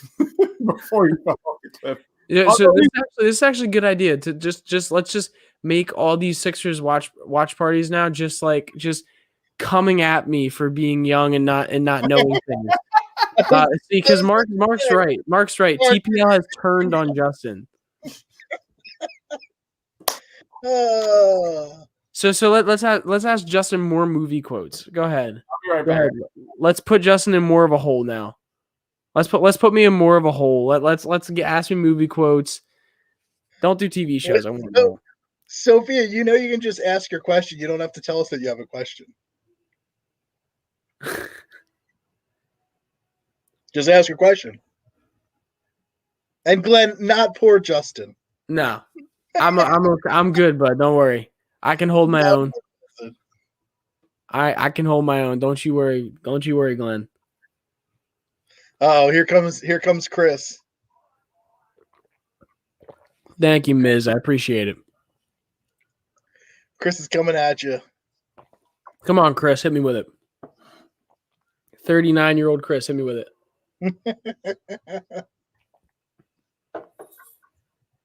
What movie is Great Scott from? I have no idea.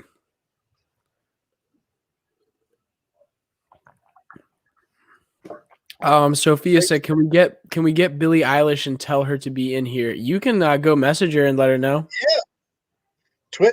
Tweeted her. I was gonna say tweeted her. Yeah, tweet at her and at the Painted Lines as well. Say, "Come on the Painted Lines for interview." We'd definitely be interested in that. William Jones says, Justin, do you know who Michael J. Fox is? "Oh yeah." All right. Why would I not know who that is? Well, I'm just saying, Great Scott is a Michael. Back to the Future. There you Dude, go. I love those movies. Those movies are great. There you go. Oh, Great Scott is okay. Yeah.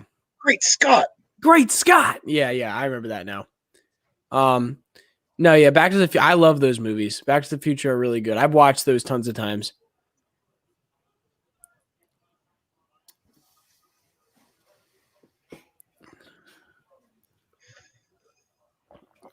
Mark, I did. You're right. You're right. Justin has watched 50 Shades of Grey. That definitely says 50, but good try there. He started his own called 50 Shades of Grey. One of those like super low income production studios. Oh, very very low. Very risque. This is what my YouTube career has turned into. Glenn, I am young. I'm just a young person that has watched older movies at times. Not that I wouldn't even call them like some of the movies you're talking about like super old. He may not even be able to maybe able to watch 50 Shades. That's how young he is. We do say Justin is the Christian Grey of TPO. We don't say that. We don't. That has never been said. Definitely say that. Listen, I promise you right now, I'm in almost every group chat. We do not say that. We do. I mean, look at your shirt color right now. We do. We say it. We have separate chats that we talk about Justin behind his back. Mosey's not in though. All right, we're done here. Let's go. Enough of making fun of Justin. All right, we're in the fourth quarter now. We got 7 minutes left in this game. Sixers up 97-83 on my screen, and now I'm going to spoil everything for everybody watching. Thank you, Justin. I got two other guys on here being a-holes to me. I didn't say anything. This is all. So here we go. We got 7:08 on the clock. Matisse Thybulle's in the game. Doc Rivers is yelling at the team to get in their set. Shake Milton going to be passing the ball in to Tobias Harris. Here we go. I'm okay with this. It gives me time to start the recording. I can just pause the recorder. Shake Milton's a walking bucket. Sophia says, "What days do you have concerts?" Quill, do we have a calendar yet? Not yet. We have. We've been kind of looking at some things. We may do some replays of some concerts that already have been some done, just because There may not be some things on the days that we want to do it, so we may have some. But we're going to take a look at dates of different things and planning on doing some stuff. So Yeah, it's fun. we'll be posting that. Another Matisse Thybulle has been terrific on defense today. He deflection, steal, deflection. When is when is our concert, Coil? What was the I gotta get a microphone, and then what was the actual I don't even remember what the deal was with that. I don't think there was like a specifics to the deal. I think we just said, oh yeah, wasn't it like we need to hit 5K by like February something? Yeah, it was followers. We had it 5Ks together. 5K subs or something to like if we can get 5K subs like by mid-February, we'll do it or something like that. Did you see that air ball that Matisse Thybulle just forced? No. Oh, that was awesome. Dude, Matisse has been playing these last few games. He's been playing exactly where he started, ended at the end of last year. Woo! I'm gonna let the chat catch up to that one. God damn. Whew. Marquise saw what I saw. Marquise saw what I saw. On his head too. Damn. Boom! Tobias Harris with a slam. Jeez. Tobias Harris. All right, guys, I will be right back. BRB. All right, he's gonna tweet something. I think. Go That tweet. Now that's what you call a body right there. Get the body bags out. How many times have we seen that the last 2 years in the Sixers uniform? None. No, we've seen that. We've seen that. Very like no. Not I think he's done that 2 other times that I can remember. No, like the last 2 years. I'm not talking about this year. I'm talking about before under Brett Brown's offense. I think he did it once. The dunk on somebody. I think he did it once before. Man, so anyway, that Tobias Harris has several of those dunks here in January. That is absolutely terrific. Ben says Matisse Thybulle has been a beast on defense. Glenn asks, is league pass stream always behind? Probably. I can only assume. I have no idea. So I couldn't. Yes, because it's streaming. So yes. So like anything that's going to be streaming is always going to be behind anything that is live via cable. Marquise, yeah. Tobias had that dunk on the Hornets earlier. Yeah, that was earlier this season. Earlier in January, that was terrific, man. It kind of came out of nowhere. It felt like. Yeah, but that's how it is though with Toby. Like Toby is like actually a pretty athletic dude. Realistically, like, he's not. But here's the difference though: is he's not that athletic guy who's like super fast and super quick. Like he doesn't have that lateral quickness, but he can get up. Like the man can get up a little bit. You can see how he plays. He plays even when he has like those layups where he goes into somebody. He plays above the rim in that case, and even his layups on the side. But anyway. Diverse says Tobias is turning into Jimmy Butler in the Doc system. How many times have I said that, man?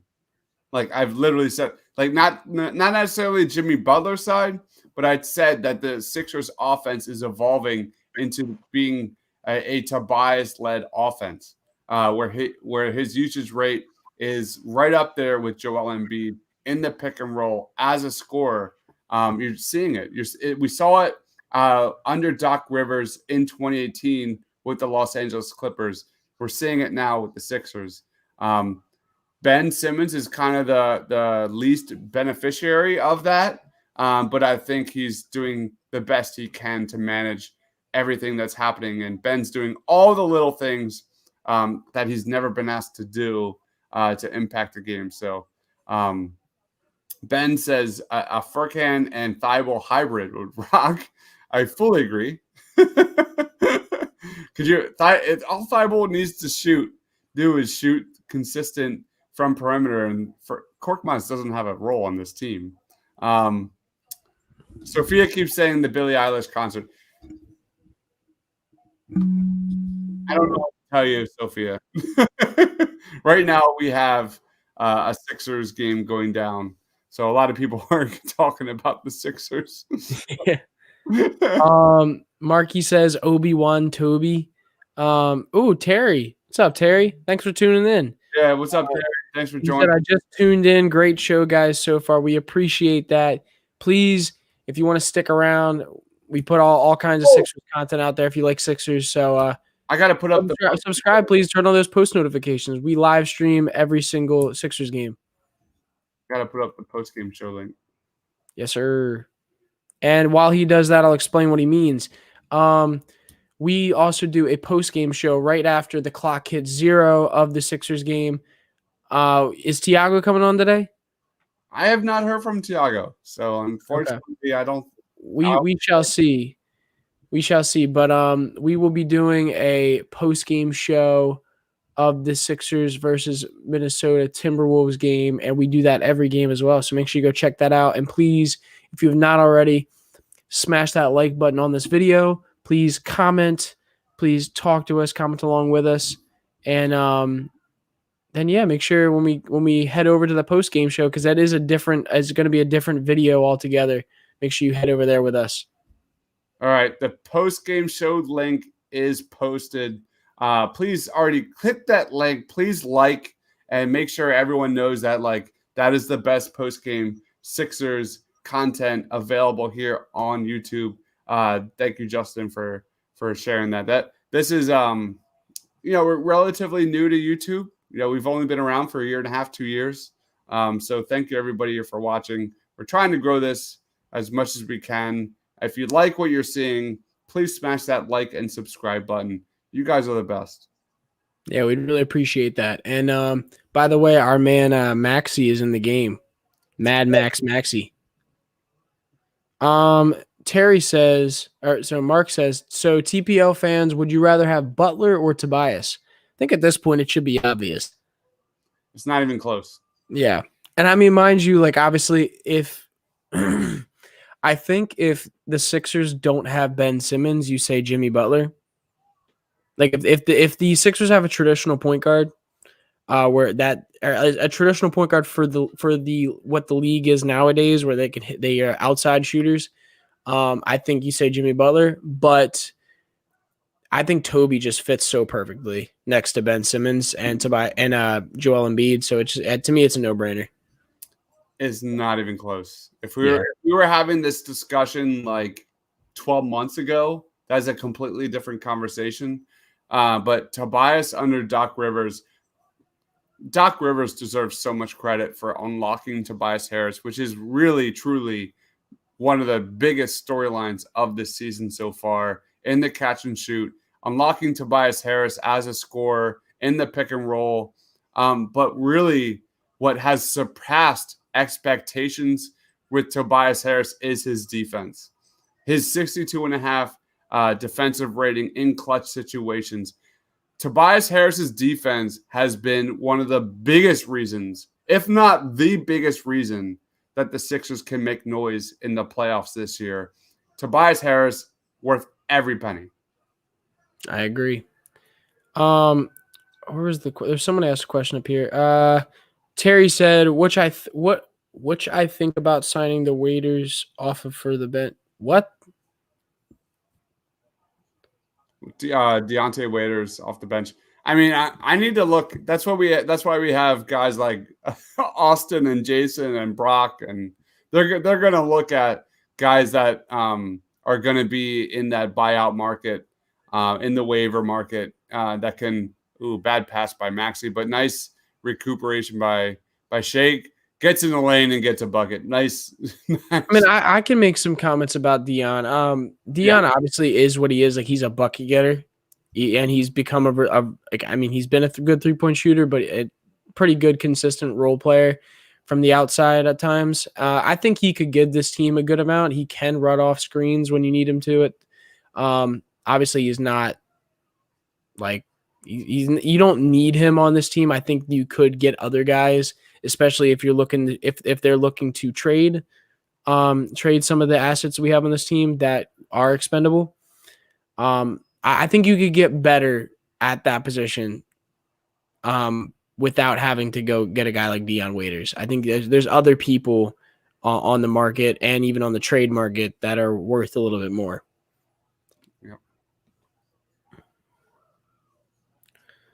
And also, who was it? I think Jason Blevins is the one who says that you don't want guys from Philly coming onto this team. You don't want people from the same town onto this team. Did he say that? Yeah, he did. He was like, that's why you don't want Morris, or you don't want the Morris brothers here. You don't want Kyle Lowry here. He's like, listen, they're all just gonna get fat from the home cooked meals. I think that's what Blevins said before. That's really funny. I missed that one. Nasty Nizzle says, I'm guilty of treating Tobias this year's version of Al Horford. So glad he's making me eat my word. That's the revelation. That's the revelation of this season is not only Tobias Harris offensively, but defensively. That is the storyline. I know, Joel, national narrative is going to be Joel Embiid MVP, blah, blah, blah, blah, blah, blah, blah. But the biggest storyline the Sixers have going for themselves when it comes to actually advancing past the second round in the playoffs is the Doc Rivers being able to unlock Tobias Harris as a Sixer. Mm-hmm. And I'll tell you what, it's gonna make Elton Brand look real good in the future. It's gonna make Elton Brand look real good in the future because he's gonna be like, oh yeah, we because think about this, like Daryl Morey was not here before we signed Doc Rivers, so it's not like Daryl Morey was the one who made the decision to be like, okay, we're gonna bring Doc Rivers in and then like to help with Tobias and everything like that. Like that's probably gonna go down as one of the better moves that Elton Brand's made for this team. Yeah. All right, guys, some of the other things that you don't. Sorry, Cora. No, good. You also don't hear anyone else talking about Tobias Harris. Like nowhere do you hear anything about either what you were just saying about Tobias, about the way that Doc's offense just fits these players. I think that may have also been just a giant reason of why Doc came here. He literally goes, "Oh, this is me. They literally built my team for me. I'm going to now get to come in and just coach. Like I don't have to do anything. I'm an automatic playoff team. This team is literally built for the offense that he plays, that Brett Brown was trying to do, and it's insane just the jump that these players can make over the small amount of time with just a little bit more of coaching or a little bit more of some type of something. Also, Tony Bradley's in the game, so Isaiah Joe's in the game too, but I think it's not even just the fact that he wanted to come in and like that he came into an offense that was already a roster that was already made for him. Like obviously he had a guy like Shake Milton who he saw firsthand drop 39 on him, and like that's Shake Milton is he likes having that young guard or a guard that he can give the ball to. But like the fact that we were able to get Daryl Morey in here and to make some of the moves that happen, like basically getting Danny Green for a second round pick. You didn't want Al Horford on this team anymore. So like realistically, the only asset you gave up there was the second round pick that you had to get for him. And that's nothing in comparison to what I thought it was going to be for a contract that size. Then bringing Seth Curry in here for a guy like Josh Richardson and a pick. And then I think there was just was it only one pick and then the guy that was in Europe? The point guard from Europe? Yeah, so like I think that was the trade. Yeah, so realistically, like those two moves, like making like bolstering the 3-point percentages of our team ultimately, and also getting rid of a guy who is not as good of a 3-point shooter in Josh Richardson there. So it's like the amount of strengths that were put onto this team in the offseason were just insane to help not only the stars of this team, but also guys like Tobias Harris, who has turned into a star because of those moves. All right, ready to go to the post-game show? Yeah, guys, if you don't know, we do a post-game show, so please, we're about to head over there to a separate video link. It is on our YouTube channel still, so to go click over to that. We'd really appreciate it. Go like that video right when you get there. So we'll see you there in a little bit. All right, be right there, guys. See you on the other side.